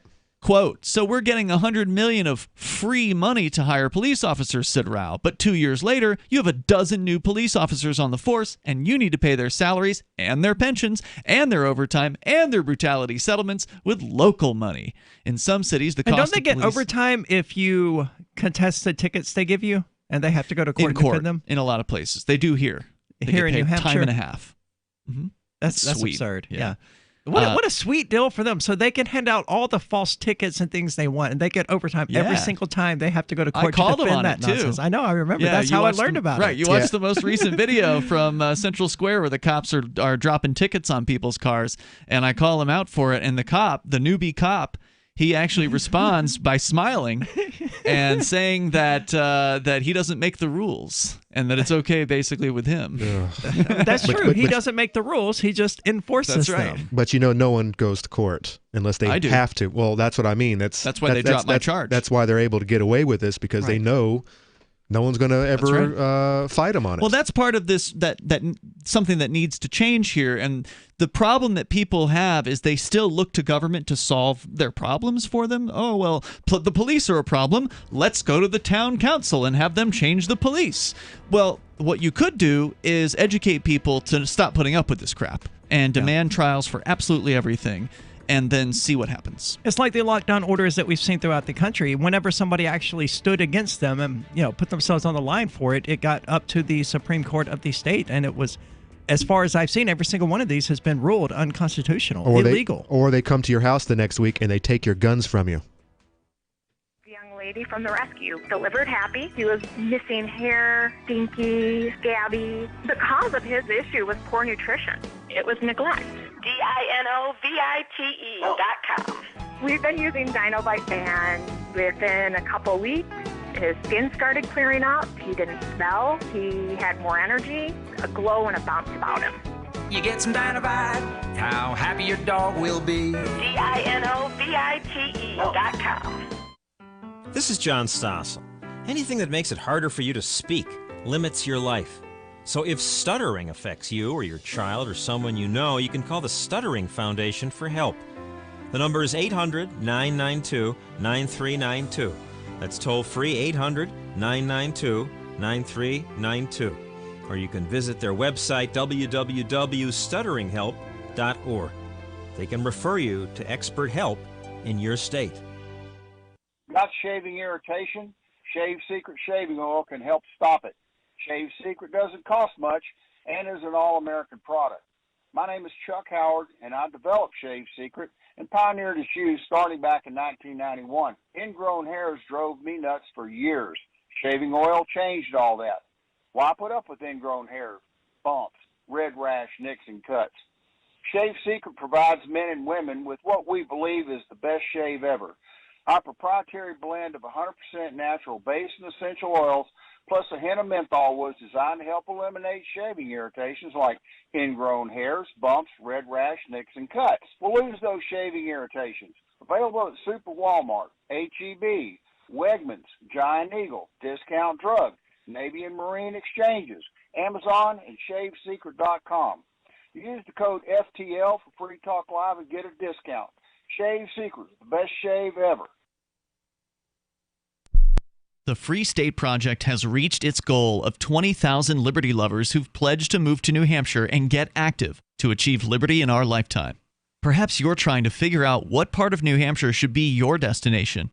If so, consider Keene. You'll find more than 150 reasons to move to Keene at move.freekeene.com. Keene is famous for its historic, publicity-generating activism, as well as being the liberty media capital of the world. It's home to freekeene.com, New Hampshire's destination for liberty activism, news, and opinion. For years, we've been compiling over 150 reasons to move to Keene at move.freekeene.com, where you'll learn about some of what's happening here and what makes Keene a great place to live. If you love liberty, you'll probably enjoy anywhere you end up in the Shire. But do your due diligence first. Please visit move.freekeene.com for the full list of over 150 reasons to move to Keene. That's move.freekeene.com. Some of you asked, and now we've delivered. LRN.FM's live Keene, New Hampshire studio shows are now streamed in HD on Twitch. Visit our channel at twitch.lrn.fm and give it a follow. If you have Amazon Prime, you get one free subscription on Twitch. If you use it on our channel, Twitch will give LRN.FM a monthly piece of your Prime subscription cost. So please watch, follow, share, and subscribe to twitch.lrn.fm. That's twitch.lrn.fm. Are you tired of governments murdering people around the world? Stop using their money. There is an alternative. Bitcoin is a stateless free market non-political currency. Bitcoin cannot be inflated or controlled by any government. By using their money, you are helping the state. Stop doing it. You have an incredible alternative available now. Learn it, use it, spread it. Get started with Bitcoin at bitcoin.com. That's bitcoin.com. You can put the Liberty Radio Network on the air in your area. Visit broadcast.lrn.fm to learn how. Broadcast.lrn.fm.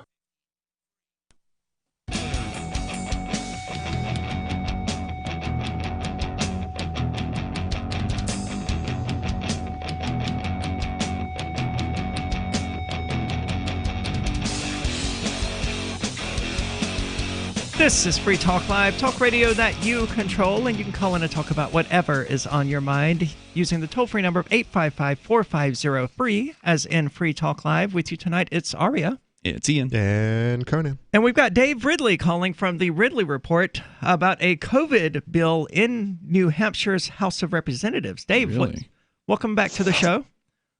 Hey, so yeah, I always like to keep the world up to date on the things that the government is doing to help the plague. Oh, really? Are they actually helping? You mean like helping the plague spread, or what do you mean? Well, in this case, it's not going to help biologically, probably. It's going to help the plague destroy society a little bit more. Oh, no. Well, the plague hasn't been destroying society, but the government has been doing a very good job of that. I mean, they have completely dehumanized the entire human population. Well, I mean, in fairness, it's probably a combination. The plague has done some harm. But most of the harm has been 130,000 deaths. I mean, that is literally some harm. It's some, but so does the flu. So does the flu, which they're not counting anymore. How about tuberculosis? How about car accidents? How about the bubonic plague that they found on the squirrel? On the squirrel? Who finds a dead squirrel and it's like, I'm going to test this for the Black Death? Well, I guess someone. I can see the squirrels, and they are bubonic. But anyway, so it's House Bill 1166, and that's the wrong one. Before you go on, just to add in here, 1.5 million people died last year from tuberculosis. Wow, worldwide. No one's talking about it, Ian. So it's not real. Yeah. It's not 1.5 million. It is and that is a pathogenic bacteria. 1.5 million died. 10 million fell ill from it. And what were the COVID death numbers? I don't know what they currently are. But well, not that many, the U.S. is 130. Yeah, 130,000. Okay, what's worldwide? I'm not sure, but it's just compared to tuberculosis, it's just a blip. And that's just but when you combine them together, it's more people dead than there would have been without COVID-19. But people don't freak out over tuberculosis. No, and they don't freak out over heart disease and diabetes. Most people don't even know what it is. No, they only freak out over heart disease when they're diagnosed with it. Then, and by the way, you see so many people guzzling their sodas and smoking their cigars and cigarettes while wearing a mask or whatever. So they're concerned about COVID, but not concerned about next time, Ian. But not concerned about heart disease or whatever. Well, we know that you're not trying to live past 50. That's true. And at this rate, I'm going to be successful at that goal. I just need more fast food in my life, but unfortunately, I actually hate fast food. So you're going to change your mind one day, and then you're going to regret all the bad things you did yourself as a young person. Yeah, that's what everyone says. So Ridley, what's this bill that's going? What are they trying to shove down our throats now? So yes, I was right at first. It's House Bill 1166, and so what they're going to do is they're going to make it so that some employees receive more money in unemployment benefits than they did while they were working. Isn't that already the case because of federal regulation? There may be, but this would make it even worse, from what I understand. So this would be state funded. Is that what will happen? Looks like it. This is a New Hampshire Liberty Alliance gold standard recommendation to vote against it. It must have come up for a vote about a week ago. I don't know how the vote went in the I guess it was the full Senate. There's something else in here. They were, they're going to make it so that it would require unlimited paid time off if an employee just makes a request to go get COVID tested. This all according to the Alliance. Run that by me one more time. Unlimited paid unlimited time off just because they want to go get a COVID test. So even if it comes up negative, they still have the unlimited PTO. Yeah, and what if someone wants to get tested every single day? Yeah, that's what the Liberty Alliance is claiming. But as a collapsitarian, Ridley, you're saying we should vote in the affirmative for these, so we can just bring the system, so we can bring the system down faster and get to the bottom of this nonsense. A collapsitarian probably would say that. I don't know if that's good or bad. I mean, I'm not a collapsitarian. Who's going to pay for this? We are, Aria. I'm not paying for this. That's the thing. Not necessarily, your employer is paying for it. If you think about it, I mean, if people are refusing to pay for it, then they're not paying for it, right? They might go to jail over it, but that may be an appropriate position to take. So what would you say are the chances of this actually becoming law? Because I know the $600 a week in unemployment benefits from the federal government runs out this month.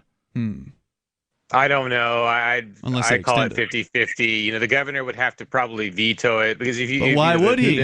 Why would he? It's an election year. Not an election year. He's Flununu. He would totally sign this off. His Excellency would be 100% in support of this. He's trying to play both sides of the fence. Right, so he's trying to be Mr. COVID crackdown, which he did pretty hard, and then now he's trying to be Mr. Reopen because he's like, wants the people who want to reopen things to support him come this election, where he's got two challengers, including one of our co-hosts, Mr. Nobody. Yeah, he just now gave the go-ahead for opening schools in the fall, and he has not mandated mask usage. He's leaving that up to the districts. So when did he do this?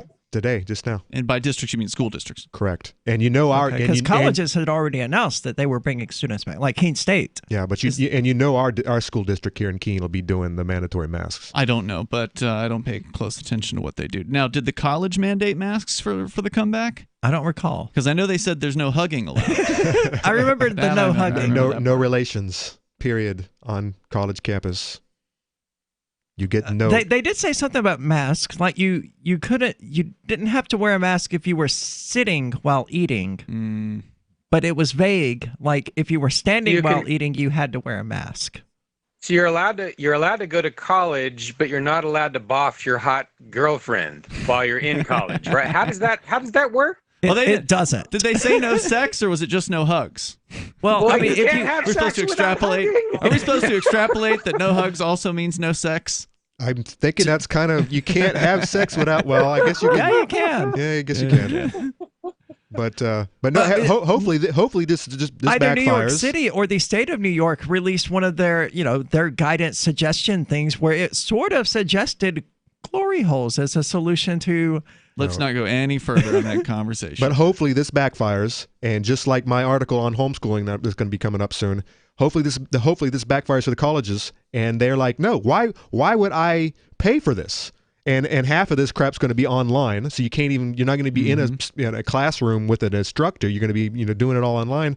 It's like, why am I still paying the same amount? Go online and get the whole MIT course load for free. And a lot of colleges have their courses online. So I say let's more of it, more of this stupidity, more of this lunacy. They're going to keep it hot and heavy. Keep heaping it on because people are getting fed up. And Aria was down in Connecticut today, and she tried to go into a couple few convenience stores and I had to go to a bank and then 4 convenience stores, and in all 5 places I was told to leave if I did not put on a mask. That's awful. And it was kind of my fault for walking into the Wells Fargo branches I did, but I counted 7 signs on the door as a response to COVID-19 that you're supposed to just stand there awkwardly outside the door, taking the time to read all of these signs. I'm not the kind of person who's inclined to do that. Dave, thanks for the call. Keep us updated on how this bill plans out and whether or not it actually gets passed. News from news.bitcoin.com. Another 83 tons in fake gold found in China. Crypto still much harder to counterfeit. Host Stefan Molyneux banned from YouTube. Receives $100,000 in crypto donations afterward. Reporters uncover $11 trillion in offshore government-sanctioned bank accounts. Bitcoin Cash still potentially private and unconfiscatable. Bitcoin.com is your source for getting started with cryptocurrencies. Getting a wallet, buying Bitcoin Cash, mining, and all the latest cryptocurrency news at news.bitcoin.com. The next generation wallet is coming from Divvy. In just a few taps, you'll be able to send, earn, spend, and exchange digital money in seconds. Send money around the globe with only a swipe. Instantly exchange between Divvy, Bitcoin, and fiat right in the mobile app and withdraw directly to your bank account. Divvy already offers the first one-tap solution for earning passive income with crypto. Multi-tiered masternodes allow everyone to partake in the network. Visit DivvyProject.org. DivvyProject.org. This is Michael Dean from the Freedom Fiends. I've run websites since 1996 and have used over a dozen web hosts in that time. AgristHosting.com is the only one that hasn't broken my heart. Agrist Hosting's uptime and service is stellar, and their DDoS mitigation is the best I've seen. That's important because if you tell the truth in this world, you'll ruffle feathers. And some people will try dirty tricks to silence your voice. No matter what the haters hit us with, Agrist Hosting keeps our websites online. If you have a mission-critical commercial presence or a world-changing activism site, you cannot tolerate any skullduggery. So go with agristhosting.com. Have a WordPress or blog site, but you're not satisfied with performance or uptime? Or just want raw hosting? Want to pay with Bitcoin? Agrist Hosting specializes in high-performance hosting with personalized service. Go to agristhosting.com and click on the button that says Get Hosted. That's agristhosting.com. So you've signed the Shire Society Declaration and are planning your move to New Hampshire to be around more liberty-oriented people. Next, sign up for the Shire Society Forum at forum.shiresociety.com. There are a bunch of people there who are already in the Shire, and they want to meet you. If you're already in the Shire physically, you should also come by the forums. Remember, not everyone uses Facebook. New people are signing up for the Shire Society Forum every month, so drop in and say hello at forum.shiresociety.com. So you've heard all 3 hours of the latest episode of Free Talk Live, and you're still hungry for liberty-oriented audio content? Did you know that we have another 24/7 audio stream at LRN.FM? The Liberty Radio Network airs the latest episodes of some of the best liberty-oriented podcasts on the internet around the clock. In addition to recorded content, you'll also hear live shows like Free Talk Live, originating from our Keene, New Hampshire studio. So listen anytime at LRN.FM. That's LRN.FM. We have some good news. The indictments against Ross Ulbricht in the District of Maryland were dismissed with prejudice, meaning they can never be refiled. This is especially good because those indictments contain the only charge ever made that Ross engaged in murder for hire. This was a serious allegation that Ross Ulbricht denies. It was never prosecuted or ruled on by a jury, but was trumpeted by the federal government and the media as if it were proven fact. The Maryland court held these indictments for almost 5 years, poisoning Ross's case and leaving him under a cloud of unproven allegations. allegations. As explained in Ross's appeal to the Supreme Court, the fact that the judge used these allegations to give Ross a draconian sentence of double life without parole violated his Sixth Amendment right to a jury trial. Judges are required to issue sentences based on convictions decided by a jury, not unproven allegations never even charged at trial. Although this is a positive development, the dropped indictment will not set Ross free. Now, a presidential pardon is Ross's only hope of freedom. Sign the petition at freeross.org. freeross.org. Help get LRN.FM into more ears. Visit promote.lrn.fm for a free bumper sticker, flyers, banners, graphics, and more. Promote.lrn.fm.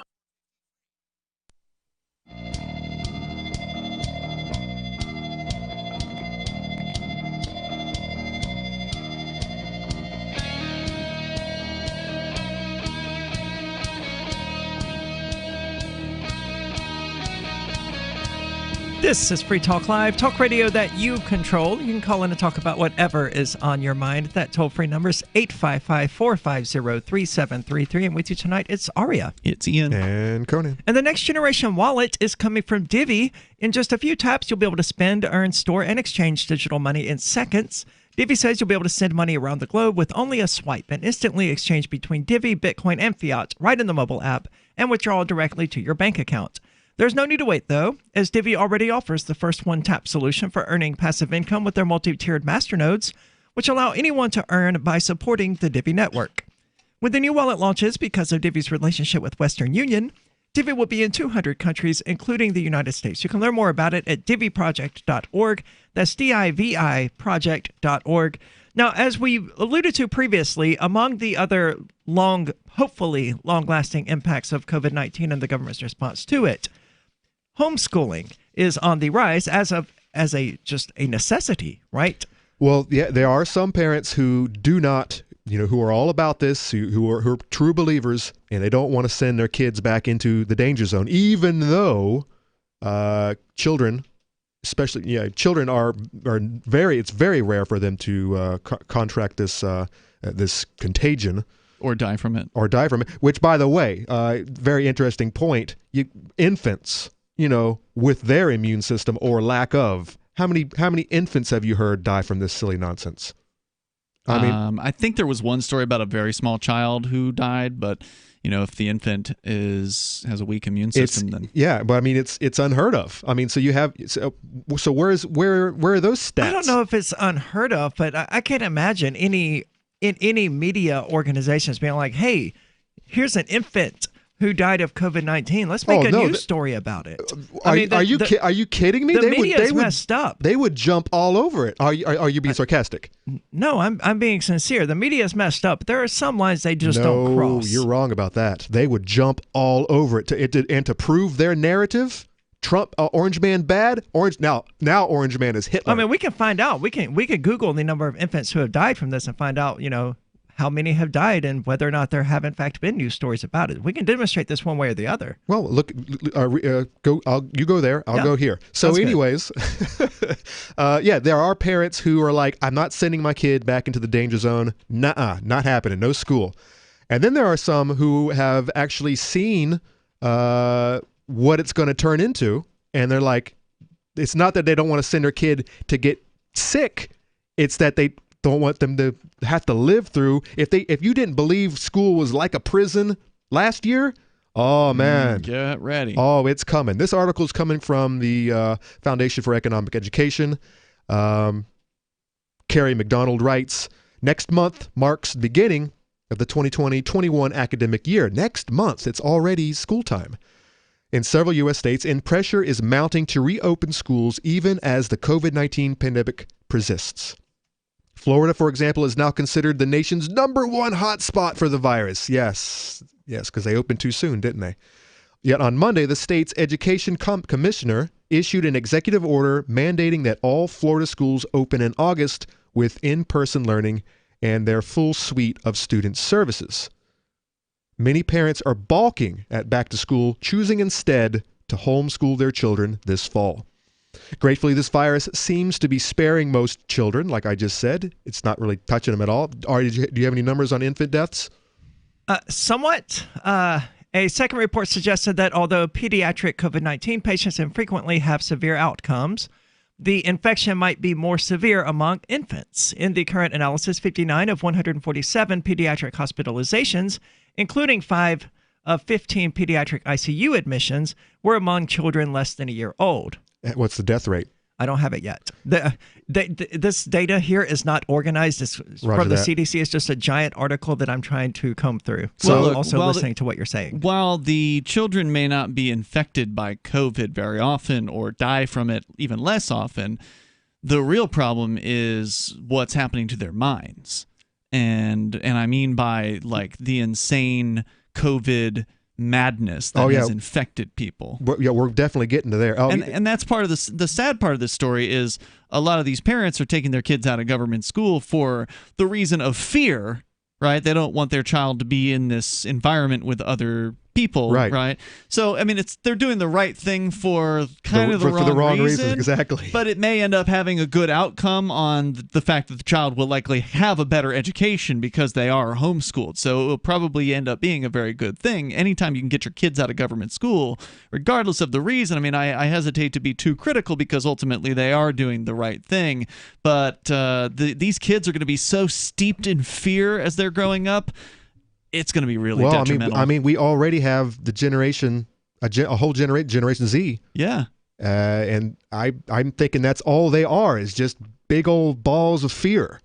I mean, this is going to make it worse. They want their safe spaces, and everything is out to get them. This is going to make it worse unless... Keep in mind, Conan hates young people. I do. Well, now, unless... But the pendulum swings. That's what I'm going to say. But like, what if it's gone so far now? What if COVID is taking the Generation Z as bad as they already were, and let's say the next generation after them, Generation COVID, right? All the kids that are actually being born, kids that are being born right now in the middle of this... they're going to be so steeped in this. Maybe they will push back, and you'll start to see more COVID parties where I think they'll just become more nihilistic. Maybe they'll become more it like millennials. It won't be speakies anymore. It'll be CV19s. Have you heard about the COVID parties that the young people have been having? Supposedly, I've heard of lots of college parties getting broke up. Yeah, so supposedly, now I don't know if it's true, but this I saw a frat having they have dumpster pools. What does that mean? They take a green dumpster. Well, they line it. They line it with plastic, and then fill it. And yeah, they were getting. The cops are coming for them, breaking up their parties. So the mainstream media has been reporting on these COVID parties where supposedly a sick person comes. Now, and are these tries like to the get, lipstick parties they used to report on? I don't know what those are. You can tell me that in a moment. Is this like like a chicken pox party? Yeah, basically, where young people are trying to get COVID. They're trying to get it at these parties, so they can get it out of their system, or I don't know. Is it some part of? I don't know if it's like an FU pushback against the system, or get it out of their, get it out. Or is it part of victim culture? Now they can say, "Now I had COVID. Give me my gold star." I don't know what I think it's probably just nihilistic behavior. It could be. Really, it could be. Well, I mean, there's that Brady. It's people who just have stopped caring. There's that now infamous Brady Bunch edition where they had a measles party, where it's like they sent the kids over to the neighbors, and guess what? I had that too. You did? Oh yeah, really? and I got it. I had it for a whole week. Wow. I did find some examples here of infants and newborns dying from COVID-19. I don't have stats yet, but there have in fact been some. A newborn in Baton Rouge died April the 6th, tested positive. There was a 7-week-old baby girl in Hartford, Connecticut, died on April the 3rd. Another on March the 23rd, a 9-month-old. I still don't have exact stats. But I mean, infants are dying, and the media didn't take this and run with it. This is the first time I've seen anything about infant deaths regarding COVID-19. Right, and I haven't either. But you just quoted three or four.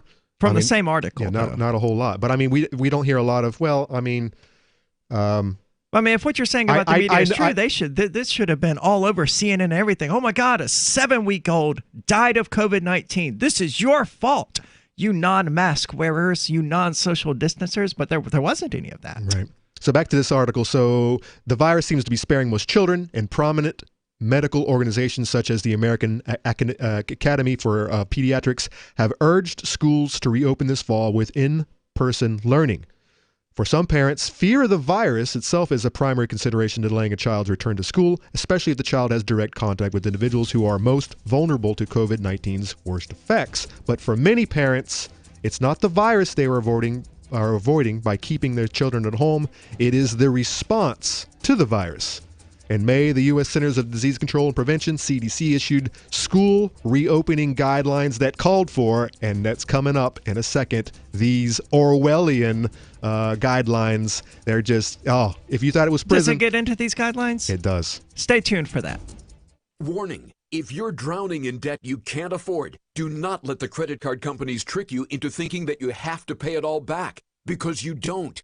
What the credit card companies don't want you to know is that there's actually a way to get debt-free without paying off your entire debt or going bankrupt. If you have $10,000 or more in credit card debt, you now have the right to let us settle that debt for a fraction of what you owe. For free information, call Credit Associates now. 1-800-900-8407. We'll even show you how much money you could save. If you can't afford to pay off all your debt, do not let the credit card companies trick you into thinking that you have to. Call Credit Associates now for free information on how to get debt-free faster than you ever thought possible without debt consolidation or bankruptcy. We depend on your success and offer a guarantee, so there's no risk. For free information, call now. 1-800-900-8407. That's 1-800-900-8407. 1-800-900-8407. Attention radio listeners. Have you ever wanted to be independent of the utility companies and actually generate your own supply of off-grid electrical power? If so, this is going to be the most important message you'll ever hear. Here's why. A limited number of solar-powered backup generators are back in stock and now available. These emergency backup systems provide life-saving electrical power when you need it most. And unlike gas generators, a solar generator runs quietly, emits no fumes, and produces an endless supply of free electricity from the sun. It's like having an electric power plant running silently, secretly in your own home. Run sump pumps, shortwave radios, computers, even keep food from spoiling. Go to mysolarbackup.com to learn more. That's mysolarbackup.com. Supplies are still limited and are available on a first-come, first-served basis only. mysolarbackup.com. After briefly reviewing several documents outlining his parents' dire financial circumstances today, 23-year-old Wesleyan University graduate Zach Wallace told reporters he had, quote, absolutely no clue how his mother and father are going to dig themselves out of the $35,000 of student loan debt they incurred to pay for his college education. I mean, this is going to be really hard on my parents. When I was in college, I just assumed that, they would pay off my student loans within a few years of me graduating. But I never realized how expensive college is going to be for them. Wallace, who graduated with a film studies degree in 2012 and has since had 2 unpaid internships, told reporters that from the way prevailing interest rates are trending, his parents could easily be paying off his debt for the next quarter century. They're going to be paying for the rest of their lives. And on top of it all, they have to help me out with my rent, too. I mean, it sucks. It really, really sucks. This is the Onion News Network. If you want to know the latest about Free Talk Live before we go on the air, all you need to decide is how you want it delivered. It's your choice. Visit news.freetalklive.com to receive our usually weekly news updates by email. Plus, we have a Twitter account at twitter.freetalklive.com, and you can follow us on the decentralized Mastodon platform at toot.freetalklive.com. So please follow us at toot.freetalklive.com and sign up for our emails at news.freetalklive.com.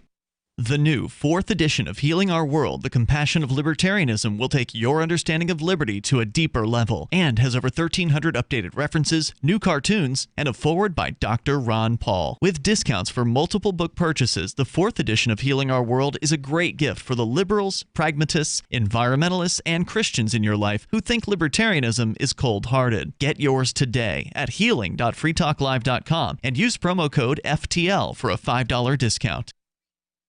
Some of our live shows are streamed in HD on Twitch. Please follow and share at twitch.lrn.fm. That's twitch.lrn.fm.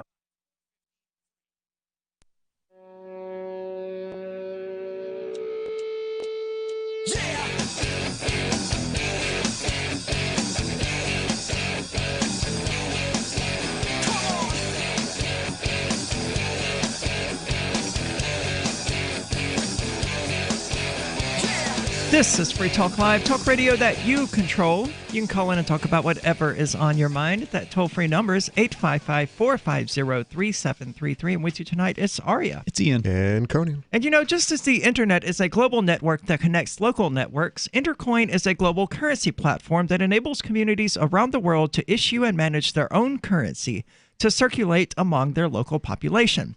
Intercoin enables fintech innovation on the local community level, leading to stronger communities, greater sustainability, less poverty, and more productivity. Intercoin is attempting to regain some of our freedoms that are threatened on the internet and in the real world, and we think that's important here on Free Talk Live. So important that we accepted $40,000 worth of Intercoin tokens from Intercoin Inc. for advertising. If you think freedom is important too, check out Intercoin at intercoin.org. You can invest in this project and potentially make big gains, or just be involved and perhaps shape its future. Again, that's Intercoin, I-N-T-E-R, coin.org. Well, let's go to the phones. We've got Connie, who's listening on WBHP, calling from Alabama. Connie, you're on Free Talk Live. Yes, you wanted to know what the college kids, what they're doing at the University of Alabama.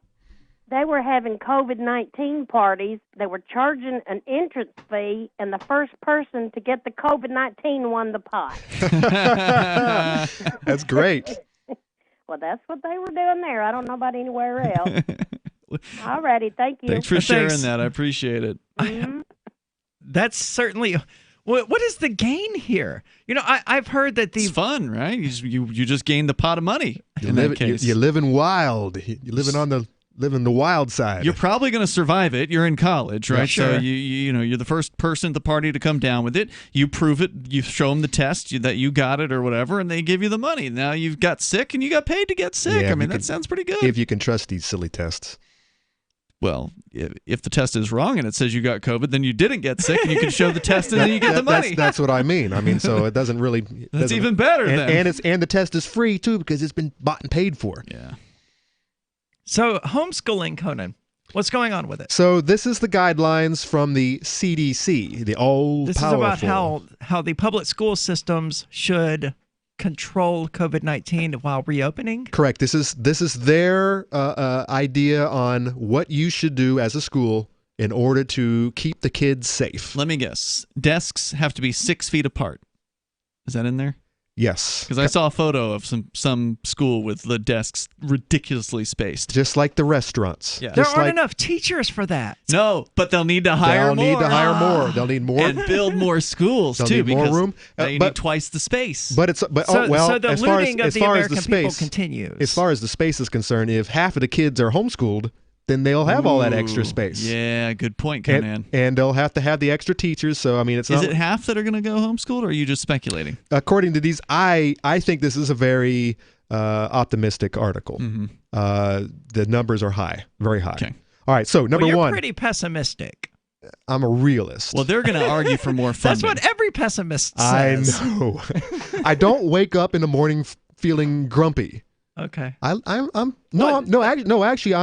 actually a bit of an optimist. I am also a cynic. And that combination, very interesting combination of me looking at the lofty clouds and what I could be one day. But I think you're like a real life Ziggy. It's like you're looking at the sun and going, "It's so pretty. It's so pretty outside, but it's going to thunderstorm at some point." But I know that human beings are inherently greedy.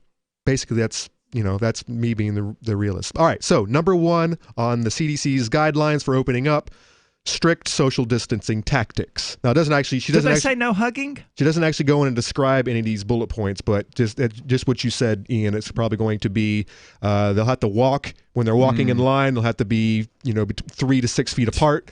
Their desks will all be staggered all over the place. So yeah, they'll whatever that entails.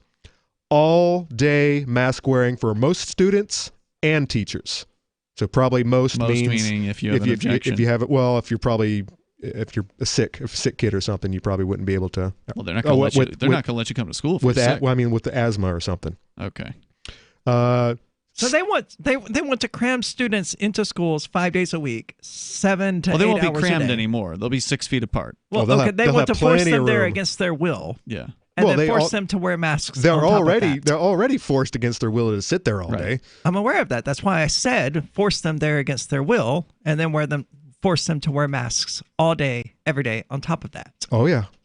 And no well, more. also, what about the whole argument for the public school system that it socializes children? And that's why homeschooling is bad, because they're not learning how to be social. This kind of defeats that argument, doesn't it? It completely decimates it. This is as antisocial as behavior gets. Mm-hmm. You'd be better off locking the kid in a closet at home. I don't know about with that. With their Game Boy. All okay. Right. I'm not saying that's what you should do. I'm just saying I think it'd be better off. I don't think it would be. Okay. Staggered attendance. So I guess they're planning on 3 days on, 3 days off kind of a deal where, Or would it be that some of the students would be staggered 3 days on, 3 days off, but then the other students would be there the other 3 days? Correct. So if they're going to run out of room if they have everyone sitting 6 feet apart from each other. Right. So they're going to have to split them up. All right. So you're 3 days on. Or build all new schools and hire all new teachers. Like you could end up seeing the teacher school budgets going up by 50%. As a result of these new regulations. And this will be a huge boon to the teachers' unions. You may see police getting increased funding, as we talked about earlier. So this whole COVID thing may be a huge boon for the state. If the unions are because the unions are fighting this. They're fighting the reopening. They're fighting going because back. they don't want to have to actually work. That's right. They want their paycheck. They want where they can sit at home, on the Zoom conferences with their bottle of alcohol next to them, and nobody knows they're drunk. Oh yeah, and by the way, that's on the up and up too. The overdosing, drinking. So you got suicides are up, overdoses are up. Oh yeah, you knew that was going to happen. Divorces are up. We thought everyone was going to have more sex when they're locked in the house with their turns partners. Out they hate each other. No, exactly. This is what I was getting at. You get to actually spend time with that person. Whoa. Now you know what they're really like. Exactly. All right, and this is happening pretty much everywhere, jobs and whatnot. I haven't asked you about it, but daily health checks. I know. Are they going to do that for all the kids? I know Walmart does it. Hold on. I mean, are they going to do that for all the students? Yeah, probably on the bus. They'll probably have an extra bus attendant. They're going to have twice as many buses because you can't have 3 kids in a seat or 2 kids in a seat like they used to. And you get your temperature checked. I've seen photos of kids allegedly going into schools, standing in front of these distant temperature monitor reading things to make sure, check their respiratory rates and heart rates. Is it right after the metal detector? I don't know. All right, and so not only are they locked down all day, half of their buddies aren't even in school because it's 3 days on, 3 days off. But what did they have to look forward to?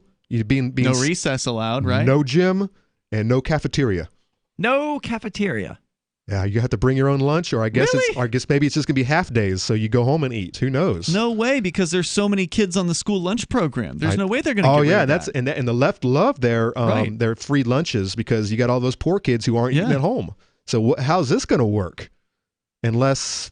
Well, they're going to take the money that they were spending on lunches for kids, and they're going to instead use it to hire more teachers and more police officers. Yeah, but what about all the starving kids? Where are the kids going to eat? Why do you think the school board cares about the starving kids? Because they pretend like they do. I drove past the middle school here in Keene. I drove past it on Saturday or something, and they had a sign out saying food for the people, which I'm assuming is some kind of program where they're feeding the kids during the lockdown. I mean, I guess that's good. Well, I've heard of worse things. Well, I mean, as far as things that the government is doing, feeding children is probably it's low on the list for sure. That's probably my least objectionable thing that the government is up to. So our school, it's better than beating and by the way, this is just this is just the CDC, and they've been saying things this whole time for the 5 months that this has been taking place. They've been saying this and that, and they've been backtracking. And people have been doing everything they say. And same thing with the World Health Organization. They backtrack everything. The same thing with Fauci. He's straight up liar. Didn't he say? I saw a headline about this Fauci guy that if only he was bemoaning that the United States didn't do a total crackdown, total lockdown, because if only we had done a total lockdown, then we'd be fine. What does he mean by that? Well, like China style, I guess. Actually, like boarding people up in their homes, boarding and you up in your homes. Shut? Exactly. I mean, what else could it mean?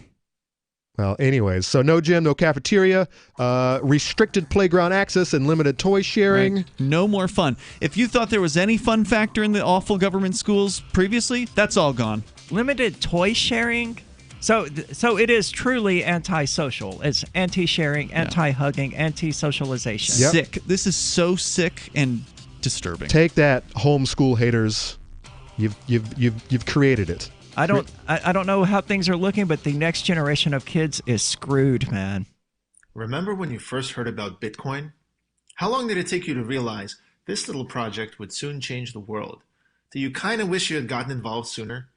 Well, now's your chance to be part of the next revolution in money. Intercoin is working to finally make crypto go mainstream. It's designed to be scalable enough to support everyday payments and even elections without the state. Bitcoin was originally supposed to be a peer-to-peer cash system, the way we would all pay one another without having to trust any third party. But instead, over time, it mostly became a store of value. That's because every 10 minutes, the Bitcoin network must put all transactions into a block, and that block can only hold so much. If crypto is to become mainstream, for everyone to use it in everyday payments, we need a new architecture, one that's as secure as Bitcoin while being far more scalable. Check out intercoin.org to find out more, and maybe pick up some of those coins for yourself. Cell 411 is a free app for Android and iOS that replaces government-controlled 911. Cell 411 allows you to preset a group of friends or private organizations to show up at any emergency. Cell 411 is a nightmare for the state because it proves their so-called services aren't needed. Cell 411 has had thousands of installs, and of course it's covered by the BIPCOT no government license. Cell 411 because your friends won't shoot you when you're in trouble. Without the government, who would build the emergency services? You and Cell 411. Get it today at getcell411.com. LRN.FM now has a Discord. Discord is a free text and voice chat platform, and we now have our own server with a bunch of channels at discord.lrn.fm. You can join other listeners as they chat about various things during our live shows, or anytime, day or night. Discord software is available cross-platform, so you can have it on whatever device you want and take your chats anywhere. Join our Discord at discord.lrn.fm. That's discord.lrn.fm. You're listening to the live edition of Free Talk Live. Hour number 3 is next after the news here on the Liberty Radio Network at LRN.FM. This is the Liberty Beat, your daily source for Liberty news and activist updates. Produced in partnership with the SNLS Network and listeners like you. Online at snlsnetwork.com.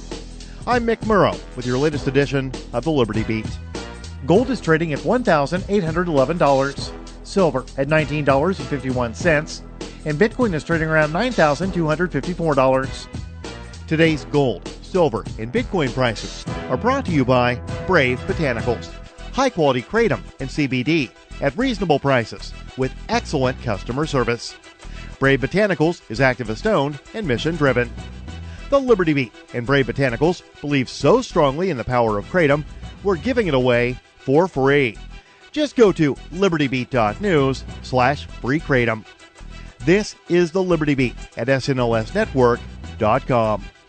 In the news, on a trip to COVID-19 riddled Florida over the weekend, President Donald Trump not so cryptically revealed that he had something big planned for Venezuela during a meeting with leaders of the U.S. military Southern Command.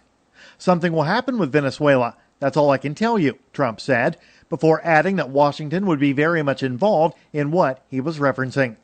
Mint Press News reports that on Trump's orders, Southern Command moved large numbers of forces to the region, ostensibly to conduct a counter-narcotics operation against Venezuela, which the U.S. has described as a narco state, with the DEA offering a $15 million bounty for President Maduro's head.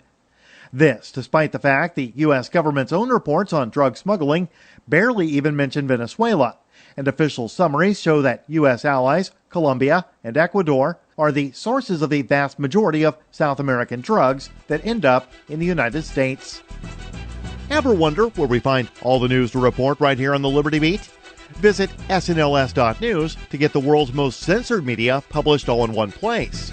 Save yourself from the endless time spent searching for reliable alternative media. SNLS News makes it quick and easy. No ads, no clickbait, just raw headlines, 24 hours a day. Visit snls.news and get informed today without the corporate media spin. Your news now continues. Amazon has introduced a cart that knows what you are purchasing while you throw it in, Como News reported. The cart uses cameras, sensors, and a scale to automatically detect what shoppers are putting in it. It keeps a tally and then charges their Amazon account when they leave the store without ever having to go to a register. Activist Post reports Amazon opened a cashierless supermarket in Seattle that uses cameras and sensors in the ceiling to track what shoppers grab and charge them as they leave.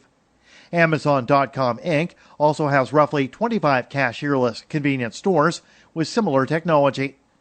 This new piece of tech will likely now roll out across its stores. However, there are no plans for that right now, as this is just a test. The cart is known as the Amazon Dash Cart. It's being tested at a new Los Angeles supermarket Amazon is opening later this year. The practice of dumping banned toxic chemical waste on poorer societies by big corporations in rich countries must end. So says the experts at the United Nations Human Rights Council. While stricter regulations apply regarding dumping in regions like Europe and North America, they are often virtually non-existent in African, Asian, or Latin American countries. Last year, at least 30 rich countries exported locally banned toxic substances to poorer states, primarily to save money and resources, allowing corporations to write off their costly waste as an externality, transferring the costs onto some of the poorest people on the earth. There are usually far fewer regulations against harmful substances in poorer countries, often because their governments have been deposed by Western ones, with institutions like the World Bank imposing extreme forms of neoliberalism governance on them, forcing them to deregulate and privatize their economies. Support for the Liberty Beat is brought to you by the Homestead Guru. The Homestead Guru is an educational website offering tips, tools, news, stories, and commentary on everything homesteading.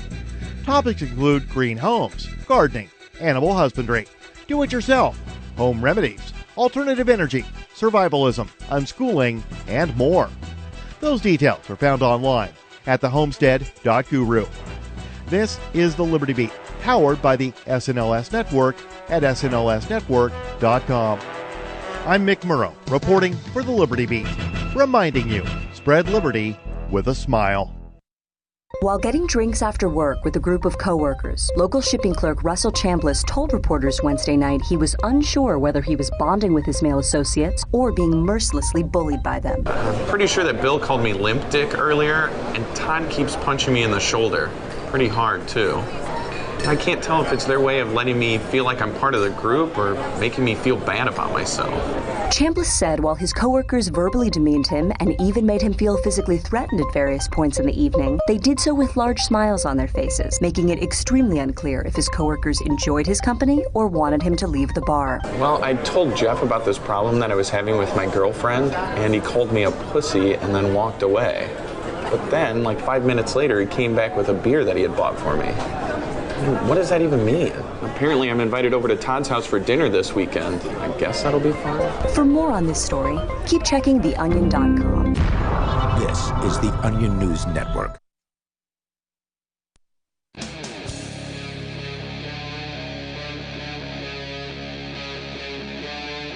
Free Talk Live.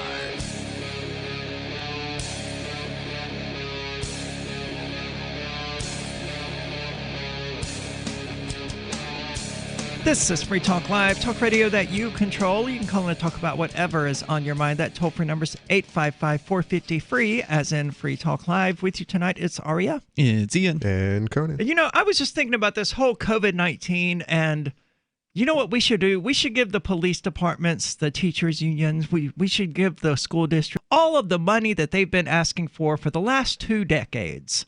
And you just use COVID-19 as the excuse for it. But teachers have been wanting half of their classrooms to be emptied out for years. Now it's happening. And just hire more teachers, build more schools. Everything's fine. That's what's going to happen. So this whole thing, whether it's a pandemic or not, whether the virus is real or not, is being used by the state as an excuse to just orchestrate a mass looting on the American taxpayer. Sure, and don't forget about the printing of trillions of dollars at the federal level as well. So that's in the literal largest looting. stimulus package in American history, very little of which actually went to the average person. That's right, but everybody loved that $1,200. Yeah, buddy. I used mine to buy Bitcoin. I didn't get any.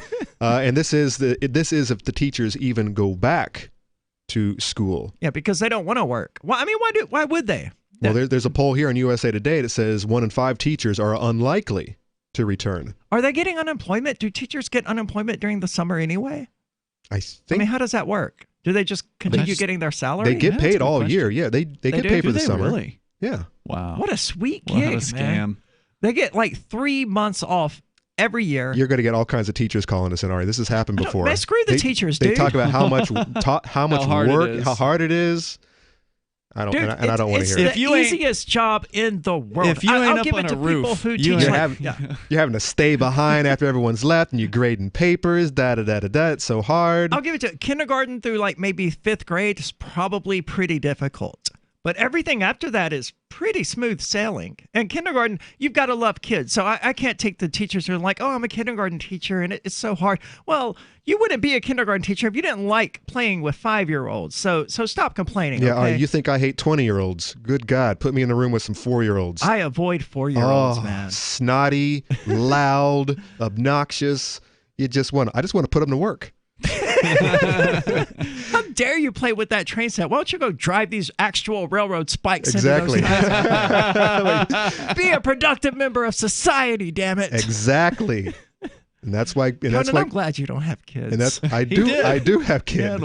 Oh. And she doesn't like me. 22 now.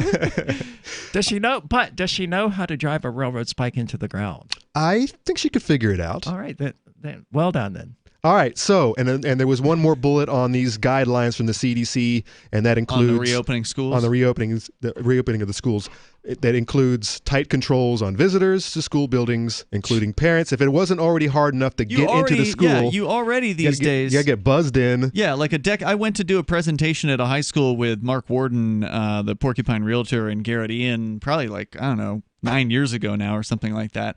And you had to go into like an airlock, and they they interview you before you. It's like getting on the space station. Right, and then you've got to get a pass, like a hall pass, and then they'll let you in. And then sometimes they'll have a chaperone with you to walk you to the, whatever. Now, see, I was fortunate. I got to get out of school before that crap really escalated to that degree. And now I'm guessing that they're going to give every visitor a health screening before they. Oh, definitely. In. If they'll even let you in, right? They might just say, "Stay there, stay out in the parking lot. We'll send the kid out." So anyway, school districts across the country quickly adopted the CDC's guidelines, devising their reopening plans accordingly. Once parents got wind of what the upcoming school year would look like, including the real possibility that any time schools could be shut down again due to virus spikes, they started exploring other options. And we haven't even thought about that. Second wave is coming. Can you imagine? California already re-shut down everything as of yesterday. Texas is claiming they're going to unless it's either all masks or 35-day shutdown. So they're talking about that right now.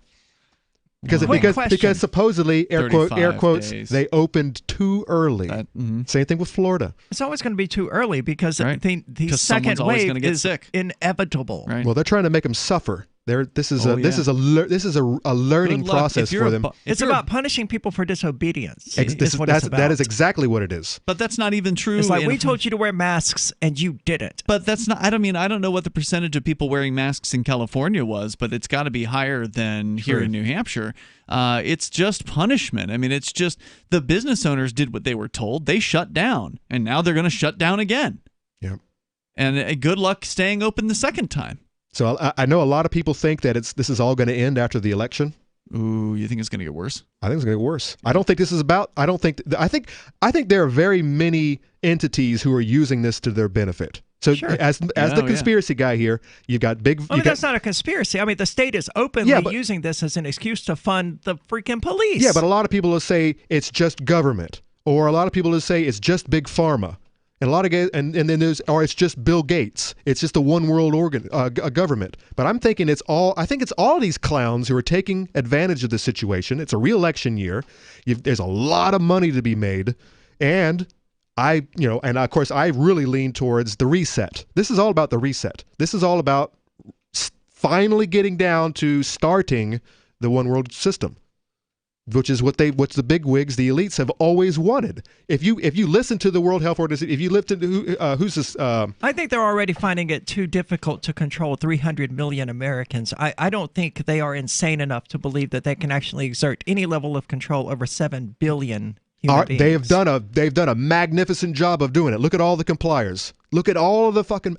Sorry, yeah. get You hit that fast. I got it. Sorry. You should have doubled that one. I'd have double hit that. Yeah. I'm sorry about that. Look at all the compliers out there, all the mask wearers out there, who have jumped on board, not questioning any of this. Yep. Oh yeah, all you have to do is listen to the specialists out there, and they're always dropping in the fact that we did not have a system in place that was able to combat this. If we had been hooked up with other countries, around the world, like for example China, Russia, all these other countries, we could have handled the situation so much better. But because we don't have that in place, we were wrong, and we have to fix that. One world government is the only option. And of course, when you look at the monetary system all over the globe, something's bound to happen. One world government. There's too many people who want control, and they don't want to give it up. A one world government would mean they'd have to give up control, and they don't want to do that. They're already in control. They just like the Chinese government goons don't want to give up control to the U.S. government goons, and vice versa. So they're not coming together. How do we know they're not already hand in hand working together? Well, now that's a conspiracy theory. I mean, there's no evidence for it. I think, and I do believe China has a lot to do with this. China, who basically owns this country. This is when I don't know about that. When you consider this whole lockdown, it's a China lockdown. That the people who have mandated these lockdowns are basically following the footsteps of China. It's with the exception of walling us in our own homes, which I don't even know if that actually happened. I hear that meme all the time. I but saw I never videos of police in China welding pieces of sheet metal over doors, but I don't know if there were people in there or what. I mean, there's no context when you see these sorts of videos. Right. So who really knows what's going on? Well, I think it's all about. I think the elites see this on the horizon, that they're losing control, and this is a great way to regain the control I'm not sure that they've been lost. losing control, though. I mean, there are entire generations of people right now who are predominantly screaming for more government. Yeah.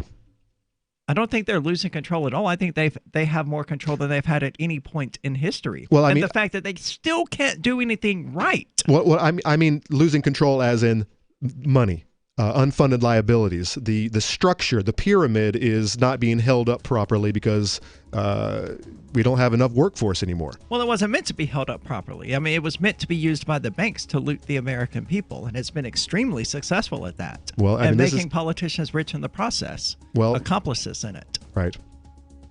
So I don't know. More about this homeschooling article, though, because hopefully homeschooling is here to stay. More about these absurd guidelines that schools are using to traumatize an entire generation of kids. 855-450-3733.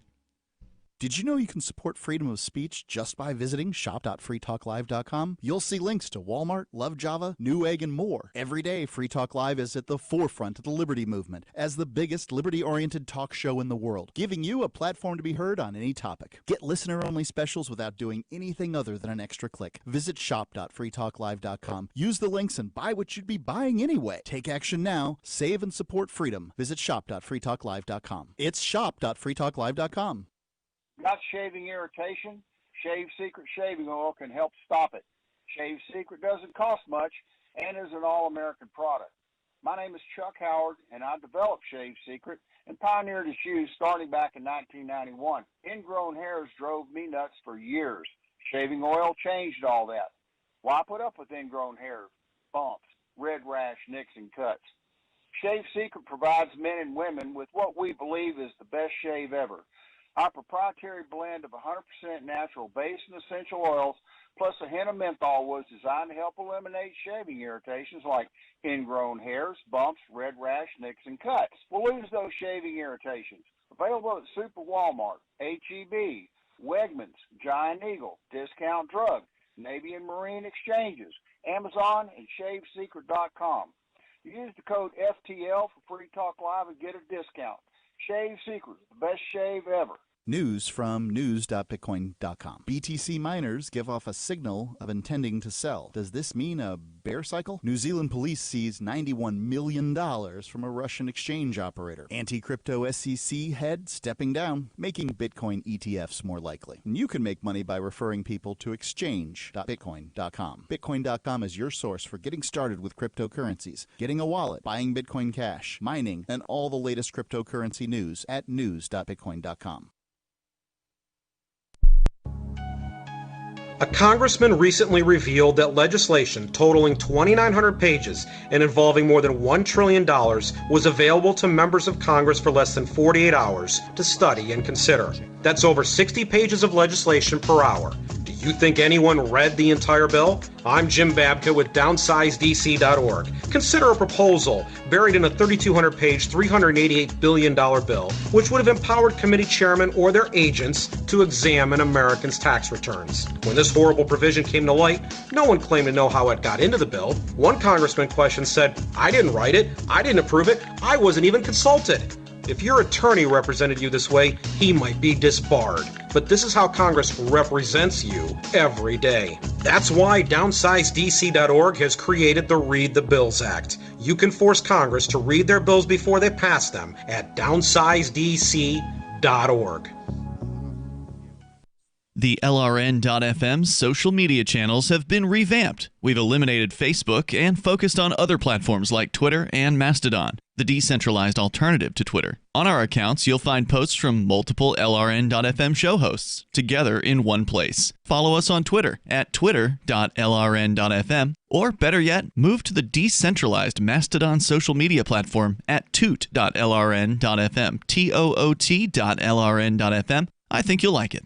Are you a cryptocurrency advocate? The Crypto Tip is the ideal outreach tool to help new people discover cryptocurrency. It's a printable business card-sized tip that you can give to service providers, preferably in addition to a good cash tip. When the server scans the QR code, it'll bring up an explanation of cryptocurrency, how to install a wallet, and allow them to claim the tip. If they don't claim the crypto, you get your tip refunded to you after a time period you specify. Plus, if they do claim the tip, you get an email alert. Create as many tips as you want at cryptotip.org. That's cryptotip.org. Love what we do? Please help support our international satellite channels at patreon.lrn.fm. That's patreon.lrn.fm.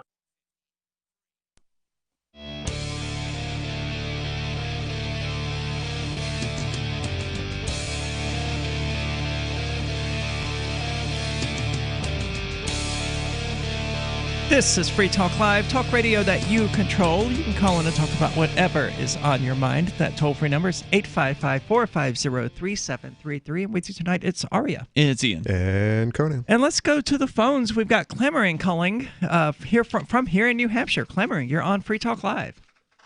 Hi, guys. I am calling to talk about kids and COVID. All right. Okay. So I got an unwelcome email from my employer on Thursday night-ish. It was definitely after work hours, saying that all of a sudden we were expected in the office on Monday morning. Wow. We've been working remotely, which has been fine. But as a single mom, this was like, maybe a little snarky on my part, but I was kind of like, okay, scrambling for childcare now. Sure. Wasn't expecting this. That's definitely not very much notice. It was like less than one business day, technically.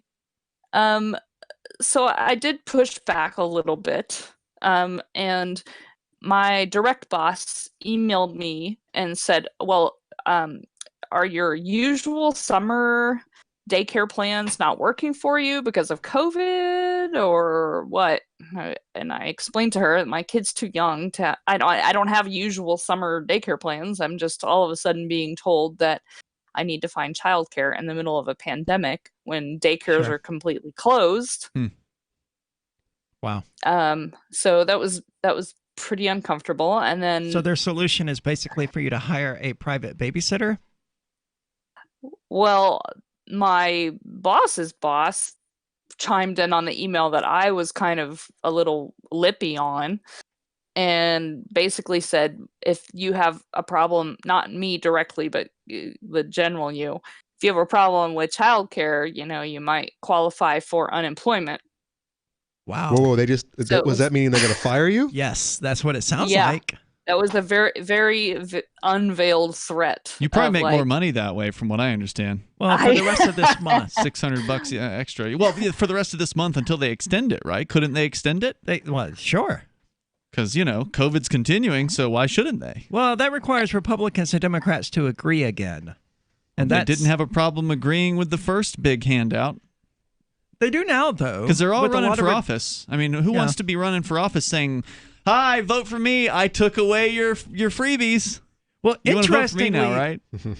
the Republicans do want to. They don't want to take the unemployment route. They prefer the direct payments to Americans, like the $1,200 stimulus or whatever. It's the Democrats who prefer the unemployment increases. Yeah, that's what they're expecting. And you're right. It probably will be extended because that's one of the big keys that they're expecting in the next $2 trillion stimulus looting package. So did you make it to work on Monday, clamoring? I did, yeah. I got a Hail Mary, and a friend of mine was able to take my kid. And also, I really like my job, bosses aside. Like, I really like what I do. So I was not willing to just throw the towel in. What part of your budget would you say is going to childcare these days? I would say about pretty close to 50%. Woo! Wow. Yeah. I believe it too. And that's with a really good rate with a friend. Wow. Now, if they open the schools in fall, then I don't have to, I'm paying property taxes, so I'm not going to say I'm not paying for childcare, because I am. Sure. But that will be we are all paying for childcare. Yes. And by the way, let's just call it what it is. That's what it is. It's childcare. It is daycare. Day camp. Yeah. Day it prison. Is. It totally is. And if I had the option, and this brings me to my second point, where you guys were talking about homeschooling or online schooling, that's not really an option for a single parent. No. Having said that, I made it work, but it was very difficult, and I had to get the perfect job, and I had to do a lot of things under the table, but I was able to make it work. But I'm me, and I know a lot of people aren't willing to put up with the nonsense that I do. But yeah, and that's why I said this article that I'm reading right now is so optimistic. It says that all these parents are thinking about homeschooling, but you know what? There's no way in hell they can do it. It's not possible. Well, aren't they homeschooling right now? A lot of them are just like in my neighborhood. No, the kids are there's damn bike gangs driving around. That's all they do is just play out in the woods. Which, by the way, exactly, which is what I was saying. Lock the kid in the closet would be better than sending them to these day prisons. Just letting these kids roam around. I know, but I just can't agree with biking that. is different than being locked in a closet. but I mean, these kids are out there. I tell you, they're out in the woods and they're building their dirt ramps and they're just having a great old time. I think they're learning a lot more than they probably would locked in prison all day. And you're totally right about that. We have gotten away from where we should be as humans. We are community-oriented systems. We should be taking care of each other's kids. We should be sharing the workload. Well, if we want to. Of course, if you want to. There should be no obligation about it. But that's part of being part of a community where you do things for each other, and not necessarily out of the goodness of your heart, but because you do expect your neighbor to say, watch your back. I know that I'm on real good terms with my neighbor who owns guns. I kind of like having a neighbor who's right across the street from me, who's watching my house. And anytime someone parks in my driveway who he doesn't recognize, he comes over and tells me. I kind of like that. Yeah. And so I sell them, eggs, from the chickens and whatnot, and we have good rapport. But yeah, it is a back and forth. It's not necessarily out of the good in your heart, but out of the goodness of your heart. But that's what community is. It's a community participation, and maybe I watch your kids, and maybe you fix my car. Like, who knows what you're good at and what I'm good at? Like exactly. Hopefully are totally if different. only we had some sort of standardized unit of trade that we could use to help others and to be helped by others. Chicken eggs and fixing. So that instead of having to watch someone's kids to get my car repaired, I could just give them this sheet of paper showing that I had contributed that amount of work into the community. Like I literally bought goat meat for ammo not 2 weeks ago. So well, that's wonderful when trades can work out where you do have a thing that somebody else needs. But that's where what Aria is describing comes into handy. Having a medium of exchange like cryptocurrency or gold backs or something like that that's necessary. Yeah, because I don't necessarily want to watch someone's kids. But I definitely don't. No, but I'm willing to, get some other job doing some other thing and contribute to society in that way.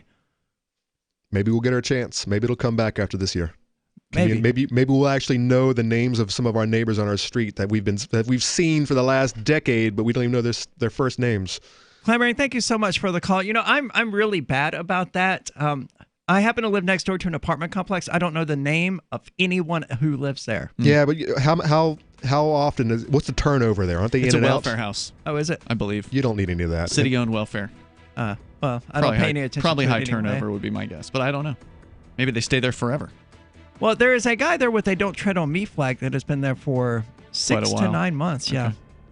So it can't be too high. But anyway, I'm rarely there. When I am there, I'm just sort of hanging out. Yep. 855-450-3733. That's 855-450-FREE, as in Free Talk Live. Did you know you can support freedom of speech just by visiting shop.freetalklive.com? You'll see links to Walmart, Love Java, Newegg, and more. Every day, Free Talk Live is at the forefront of the liberty movement as the biggest liberty-oriented talk show in the world, giving you a platform to be heard on any topic. Get listener-only specials without doing anything other than an extra click. Visit shop.freetalklive.com. Use the links and buy what you'd be buying anyway. Take action now. Save and support freedom. Visit shop.freetalklive.com. It's shop.freetalklive.com.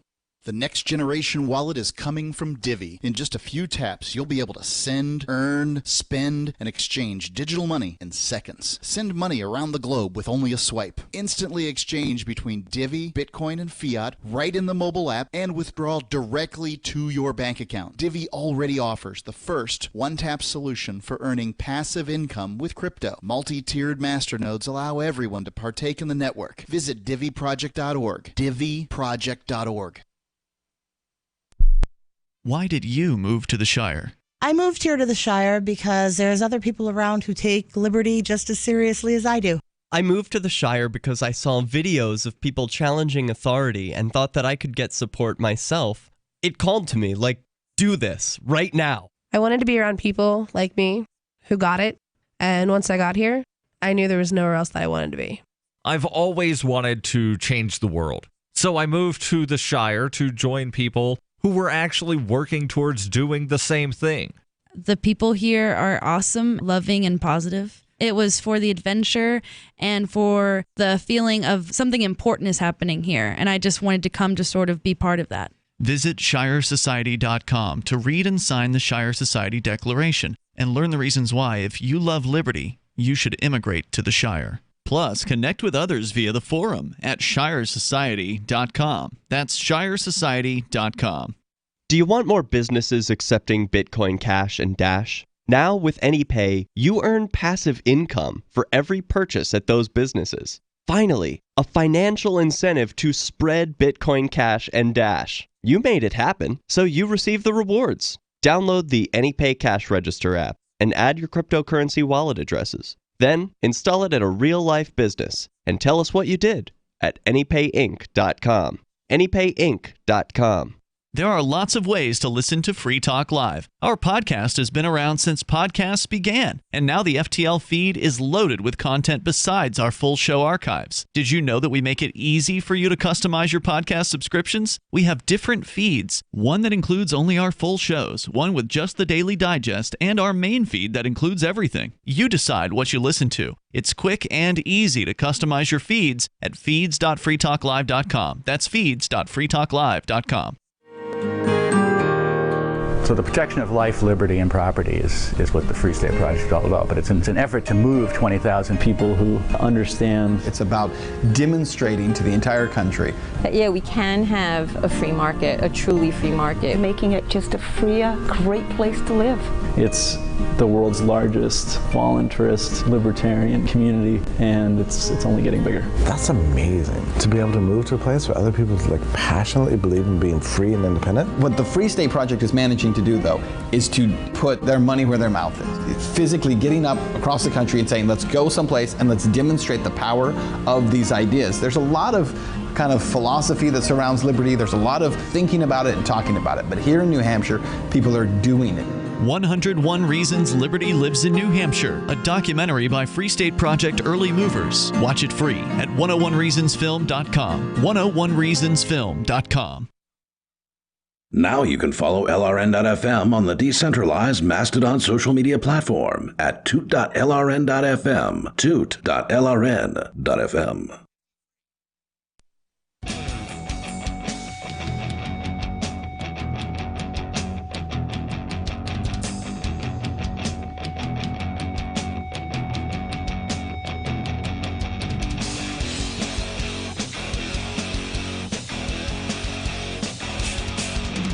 This is Free Talk Live, talk radio that you control. You can call in and talk about whatever is on your mind. That toll-free number is 855-450-3733. With you tonight, it's Aria. It's Ian. And Conan. And I want to say thank you to James Hill, who is tonight's amplifier. He's a gold level amplifier, which means he contributes $10 per month to the AMP program. You can find out more about it at amp.freetalklive.com. Awesome. We don't ask for $10 a month to join the program. All we ask is $5 per month. It gives you a number of cool little perks like the AMP-only Facebook group, the AMP-only call-in line on Discord, the AMP-only chat room on Discord, and some other cool little features like that. But the main reason you would join the AMP program is because you like the show and you want to help us get on more radio stations. The AMP program is the best way to do that. You can find out more about it at amp.freetalklive.com. James Hill, thanks so much. We hope you continue listening and amplifying the show. So, evidently, a sheriff in, I'm not even going to try to remember what the name of the county was. Saginaw. Has weighed in on the mask thing, saying it's not a law. Yeah, somebody mentioned Saginaw County the other night here on Free Talk Live, and the sheriff kind of pushing back. And I did find a story with an actual quote where the Saginaw Sheriff's Office has sent out a statement regarding this order from the governor there. Now, of course, the Michigan governor has been notorious for being one of the worst of all the 50 states, the crackdown, one of the heaviest crackdown governors. And so that was the state where you had the guy that was the 77-year-old barber who pushed back and actually ended up winning in the Michigan Supreme Court 7-0 in that particular state. It was one of the few states where you actually saw a level of organization and a level of pushback. And what did the Supreme Court rule? Exactly. In favor of the barber. I don't have the case. That the state couldn't force him to close, presumably? I don't have the exact case, Sure. but it was 7-0 in his favor. So he never did close. Like, he continued to He had violate some boot the orders. boys out there with him, making Yeah. sure that he didn't have to close. Yeah, he continued to violate the governor's orders in that case. So according to mlive.com, which is the a big Michigan news website, an executive order by Michigan Governor Gretchen Whitmer requiring businesses to enforce the wearing of masks at indoor public places is not seen as a one-size-fits-all issue, say law enforcement and businesses across the state. Beginning Monday, July 13th, so that was a little while back, Executive Order 2020-147 requires businesses to refuse entry to those not wearing masks unless they fall under exemptions in the law, presumably a medical exemption or whatever. Those businesses failing to do so may have their license suspended by the state. Let's reflect on the fact that they are telling private property owners that you cannot let certain types of people into your property. That's right. Yeah. That's exactly I just what wanted they're to call saying. attention to that Yeah. for the listeners. And it's not just Michigan. This is happening, I believe, in Massachusetts. You experienced it clearly today is in happening in Connecticut. Connecticut. Yep. New York State, I believe, also mandatory masks. Pennsylvania. Mm-hmm. I don't know how many states have mandatory masks, but it's at least several that we can think of. And question, and this is the most important And part, are they I guess. actually mandatory, or are they suggestions like we have here in New Hampshire? And are these executive orders, or did This is an executive order. All right, so no The laws. legislatures have said nothing about any of this, as far as I'm aware. Yeah, and that's my next question here in New Hampshire. Has there, maybe Ridley, if you're still listening, you probably don't listen at all. Did you see any of these new bills crop up that do require? They can't put in new bills right now. It's too late in the session. So we have to wait a whole nother year. You're not going to have to wait a year. The new bills are usually put in like August, September. Oh man, that's just prime time. But then they do have but they have it's elections an election coming year. up. Wait a minute, it is an election year. So I think the way it works in the election year, because again, New Hampshire has elections every 2 years, is in the election year, all the reps, whether they're going to run again or not, can go ahead and file legislation at the very end of the term, so like September, August range. If they lose their election, then their bill does face being pulled unless there's a co-sponsor who wins the election. So they can still put the legislation in, but then the new people that get elected, so the new reps that have not ever been in before, do have some window of time in which they can file their legislation for the very first time. So there's like a double filing window, I think, this year. I think that's how it works. But New It's all Hampshire very currently confusing. New Hampshire currently does not have, from my understanding, does not have any kind of mask mandate. No, they don't. But the idea is perpetuated that there is one. Yes, that is perpetuated by the corporations that have the mask. And by local businesses who just don't know any better. Sure. They've got the mask recommendations on their doors. Well, there are some who it's not recommended. It is very few, but there how many have you run into where it's mandate? 3, Really? 4. Wow. Can you name names? Tractor Supply, Harbor Freight. Wow. And these are places that require masks? Yeah. And I Well, I've been to dozens that say they do. I've seen Most don't say they do. Most say every recommended. establishment I've been in has the recommended. Most say please. Please. It is recommended We suggest. according to CDC guidelines. Yeah. Da da da da. Right. And I won't frequent. If it says no, you are not allowed. I won't even try going in there. See, I'm just going to ignore that stupid sign the way I do a stop sign at 4 o'clock in the morning when there's no traffic around. See, here's what I want to do. Tomorrow... You're a private property owner, sure, but you kind of gave up the right to claim private property when you let the state bend you over a barrel. The local movie theater has been playing classic cinema, like old movies, going back to the 1980s, and I realize it shouldn't be considered that old, but it is these days, I guess. But the 1980s? Yeah. I mean, that was old golden oldies at this nearly point. 40 years ago. Yeah. So let's see. They've been playing like Jurassic Park, Batman. They've got the Back to the Future trilogy is playing. And so tomorrow afternoon, Back to the Future is playing. And I think it'd be fun to get a group of non-mask wearing people, because one of our guys in this area has been going there regularly, but he's been going alone. And he says they are mandating masks in the lobby. You can take it off when you go into the theater, apparently, but in the lobby they're mandating masks. What time is the movie tomorrow? Because you're safe in the lobby where everyone is in the same room breathing on each other, but not out in the... No. A mandatory mask in the lobby. Yeah, but I mean, I'm sorry, I said that backwards. So when you're in the theater... I suspect they're barring off rows. I haven't been in there myself, so I don't know. This is so ridiculous. It is ridiculous. But my thought there can't be very many people attending there either. aren't. I asked him that. I said, how many people were in the theater with you? I mean, normally there's hardly anybody in this theater, like during normal movie season. And he said that he's been the only person. Most of the time when I go, there's like almost nobody in these theaters. How are they keeping the lights on? That's the thing. There must be times where some people go, like, Friday night when I'm working, there's probably some people there. But he said that when he was going to, and he's been to several of these classic cinema things that they've been doing, he's been the only person in the theater. Now, maybe there's a few other people in the whole building, but he's been the only person, and there's 2 employees working in there. So, like, they're probably losing money or barely. I know, they're losing the money on the projector, the electricity that runs the projector. But I mean, that's got to. I'm just thinking about that, because that's very Twilight Zone-ish, where it's like the end of the world. and you're just roaming around town, checking Dude, things but out. How and awesome would it be to be the only person in a theater? That's what I mean. It's like the end of the That's world. Not You're the Twilight only. Zone. That's awesome. You're the only person left. It's you only still, going to last. You still have your glasses. You haven't broke your glasses yet. That's Twilight Zone. It's only going to last so much longer, right? Like, Sure. if this keeps up, they're going out of business. Yeah. So if you want to go see a movie, you better go do it now. So you can tell your kids what it was like. Yeah. Back in my day, But kids, my we thought used was, if they're going to mandate masks and they're getting hardly any business, if you get 3 or 4 people walk up as a group and there's one person who's like, 4 tickets to Back to the Future, please. Are they even going to say anything? Are they going to say anything? Because you don't have the masks on. They may offer you the mask and we'll be like, no thanks. And I'm then down are to find out. And then are they really going to say, well, we're sorry.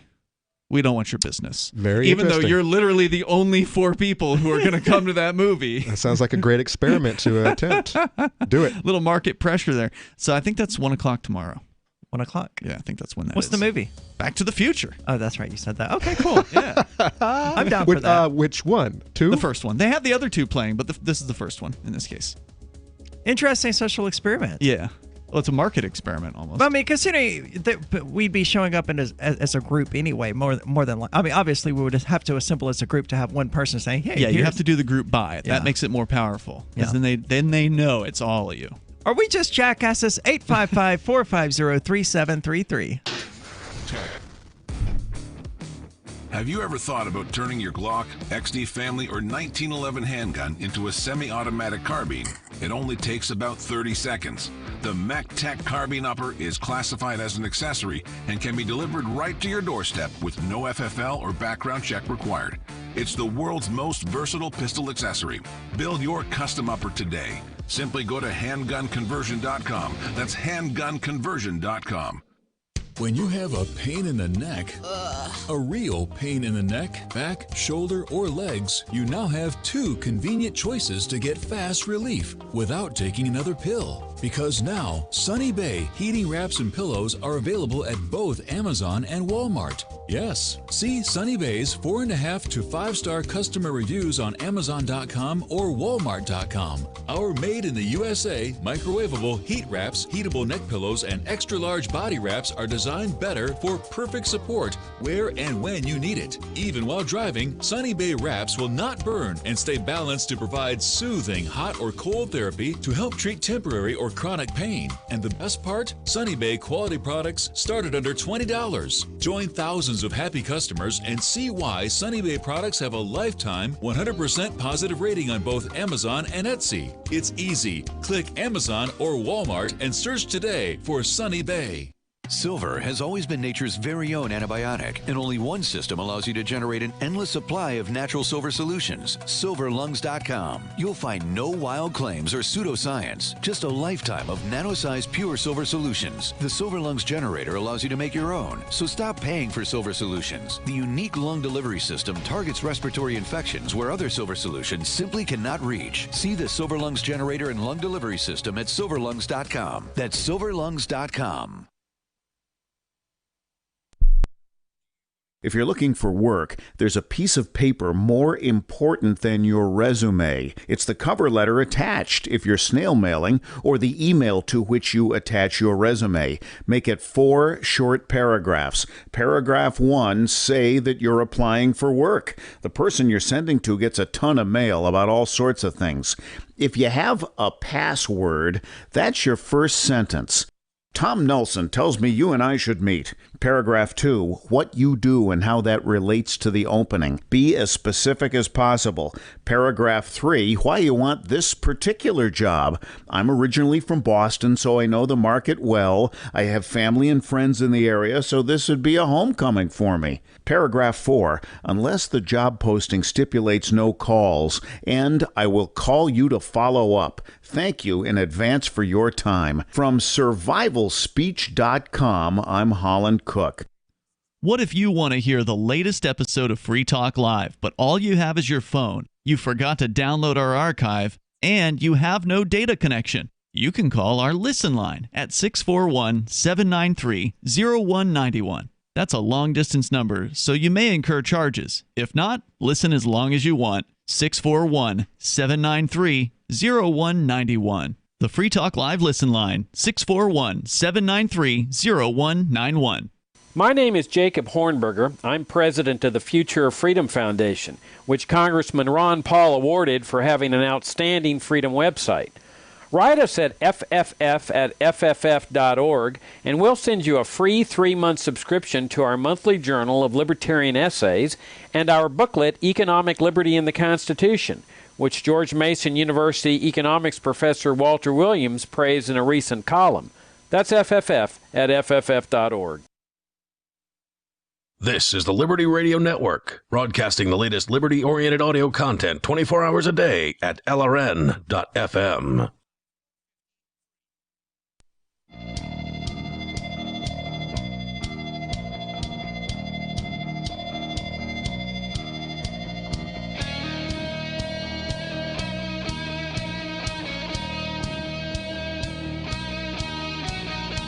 This is Free Talk Live, talk radio that you control. You can call in and talk about whatever is on your mind. If you're quick, you can still get in on the air with us. That toll-free number is 855-450-3733.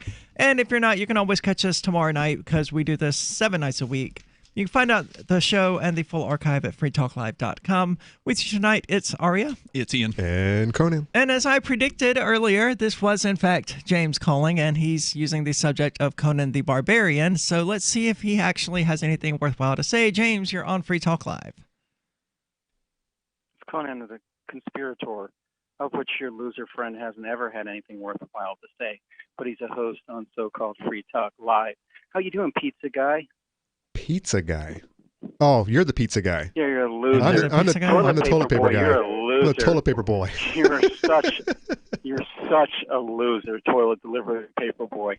And that's what you're so smart, and you know that the world, there's a ruling elite that's out to cause a mass murder that you're not. How many drinks you had tonight, James? You're sitting in none. But that's a nice cudgel that you use because you're a total drag queen, James. Do you Are you think that booping there's it not instead, going to be a James? consequence? Do you not think there's going to be a consequence for that pencil neck geek boy Star Wars child right there that you're looking at, doxing me? Do you not think there's going to be a consequence? You for doxed saying things yourself, about me James. Having drink and no, I Wait, didn't. you doxed James? I did not dox That James. was- doxed himself. That was Johnson, But I want James. to talk to that loser. No, I want to talk Johnson to that loser doxed Conan. James's dad. Oh, gotcha. Oh, It was actually the listeners on the Discord, I think, that doxed him. I think everyone's doxed him once or twice. Maybe it was IRC because he's been around for long in the Discord. Cool. Well, thanks for the call, James. Boring. Let's go to Boring the bastard. phones. We've got Dave from New Mexico calling. Dave, you're on Free Talk Live. Yeah, there's this really cool Black Lives Matter shooting video from Albuquerque riot a week or two back, or a month back, whatever it was, that's worth checking out. I finally got around to looking at it. You can find it all over the place if you just look for BLM statue tear down Oñate shooting Albuquerque. The Albuquerque Raw has a really good version of it. So give me the gist But of it's really it. You call it a Black Lives Matter shooting was... Yeah, well, this most recent round of tearing down statues. So a bunch of rioter dudes show up to the Oñate statue in Albuquerque, and they put a chain around Oñate's neck. Is that like an And they bring Indian? a pickaxe. Is that a Native American? Oñate is a Spaniard. No, Oñate chopped the feet off of Native Americans. All right, so If they didn't give up- probably a statue to be taken down. Not like the Frederick Douglass statue, but this guy sounds like a real winner. Yeah, it was a questionable dude, man. He was looking for gold and chopping off feet. Didn't care whose they were. Just give up the gold or lose the feet. So they got a chain around this dude's neck, and they're pulling him down, and they're pickaxing at his feet. Oh, that's ironic, isn't it? And then the militia is there, and they try to stop him from destroying the public property because this statue cost $880,000 public dollars is what city of Albuquerque spent to put up the Oñate statue in the first place. So they're tearing this down. Oh, in the meanwhile, we got 30 APD stormtrooper dudes holed up in the museum right where this statue is outside. But they got orders to not intervene. They got orders by the mayor, Timmy Keller, to let the protesters tear the statue down. Don't stop them. Don't intervene. And so the militia That's a good dudes call by the show mayor. up. Pardon? That's a good call by the mayor.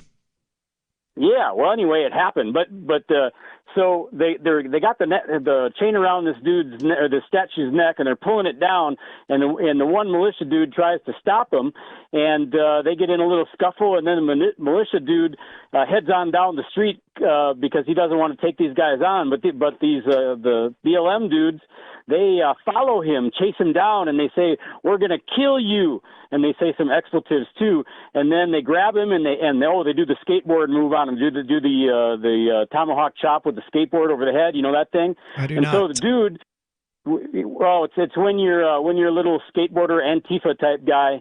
You use the skateboard is a clandestine weapon. You know, you tell the cops that that's your wheels, your transportation, but what it really is something to hit people over the head with and break windows and stuff. You know how that game is played. And unless so you are I do not know how that game is played. Unless you're actually a cop who's the one breaking the windows, which we've seen evidence for. Yep. And spray, right. and Well, spray painting. I've seen videos of the Antifa dudes doing that over and over again, breaking store windows and stuff. Yeah. But sometimes they get the ball rolling, Ian. Right. Sometimes the cops start them. Yeah. And by the way, there was one of those characters, the guys who accosted the vigilante. One of them had a knife. I don't know if you saw those pictures. Exactly. So that's what I'm trying to tell you. I'm trying to tell you that. That's why the video is worth watching at Albuquerque Raw or wherever else you find it. There's millions of Well, you copies of it described all these over the guys internet. as militia. Were they not open carrying or something? What identified them as militia? Well, there's actually two different groups, and technically the militia dudes are being all cool, and they aren't involved. But people get it confused because the dude that did the shooting, people attribute him to being part of the militia, but he actually wasn't. But I just said that to simplify it, to get a mental picture of what's going on here. And actually the guy that did the shooting is actually a former city council candidate in the city of New Mexico, so that adds further intrigue. But anyway, he whips out his gun, pulls his gun out from the back of his pants, and shoots the Antifa guy down. You know, bam, bam, bam, bam. Fires like 4, 5, 6 times. Hits the dude at least twice. Dude is down on the ground, and then they just wait for the stormtroopers to come out of hiding in the museum and chill everything out. You know. And so it's a big controversy in Albuquerque. Sounds like he shouldn't have been carrying carrying a gun if his aim was that bad. Yeah, there was quite a scuffle going on. They were having a bear wrestle. Okay. It's worth watching, man. But here's the sounds other, like Conan's seen the video. and here's the other thing too. He was leaving. So, anyways, Right. I think he was a little confused. Not confused. He was a little concerned with his welfare, and so he was booking it. He was getting out of there, and they start chasing him down. So his plan was to go up to these angry protesters who were tearing down a statue and say, "Hey, no, I'm here to stop you." I think he was just questioning what they were doing. It should have been obvious what they were doing, right? Well, I think he was asking them. He might have been asking them nicely to stop, and then they started getting a little riotous because that's what they are. And he was getting the hell out of Dodge. They chased him down. He got into a bear wrestle with one of these cats and ended up shooting. I don't remember 4 shots, but I know that I heard definitely 1 shot. Well, David, thank you so much for the call. I would be surprised if he handled it as nicely as you're saying. Is there no video prior to this? Not that I've seen. Interesting. That doesn't mean it's not But they only post. That's what I would like to see. They only post the juicy bits. They're not going to post him being reasonable. No, but context is important. Yeah, but I mean, if he walks up to him and he's all reasonable, hey, what are you guys doing? They're not going to post that, and they're not going to attack him for that. There's very little chance this guy walked up to him and was like, "Hey, what are you guys up to?" Tearing down the statue of this guy who used to cut off Native Americans' feet. What's going on here? Why do you have those ropes around that statue's neck? I'm confused. I think I'm having a stroke. You're correct. It would be nice to see the context. See what was actually going on. Happening. But I mean, there was that. He probably yelled "White Lives Matter" or "All Lives Matter" or "Make America Great Again" or some kind of nonsense like that. I'm not sure about that. But I mean, this is just like the controversy outside. What was the Applebee's? I would say it's more likely he did that. The woman than who it is that he ended up walked having to and pull the politely gun asked on them. the black family because they were, this and that, having a little dispute, and I haven't seen that. I try to avoid a lot of the videos and crap circulating the internet. And yes, you have to watch the entire video to get the context. Otherwise, you could take it. You could side with the woman who pulled the gun, or you could side with the black family, according to little bits and pieces of what you're being fed. Yeah. Unless you sat down and watched the whole 20 minutes, you wouldn't know what the hell is going on. And that's the problem. That's a big part of the problem with the way that we ingest our media, is that we just get little snippets. Yep, you don't get the whole story. And you get people with bias giving you those snippets, and sometimes you just listen to their commentary and go with their flow. Well, here's the most important snippet, I think, for the night, and that is the statement from the Saginaw, Michigan County Sheriff's Office regarding the governor's mask order. Quote, "It is not a law and has not been promulgated into law. We will not be treating it as such, nor issuing sanctions. We will respond to complaints which come into our dispatch centers. We're obligated to respond to all calls for service." That part's not true. Said the statement, which notes that no tickets or citations have been given out since March. Quote, "Privately owned businesses and entities have the right to refuse service. If an individual has refused service and causes a disturbance, they will be subject to criminal penalties, or they would be. Please be mindful of others, and let's get through these trying times together." So to call out the governor's orders as not a law is one of the most important things I've seen said. But what happens when this same cop is following an actual law starting next year, maybe? All masks. We're going to find out. We'll have to wait and see. This has been Free Talk Live.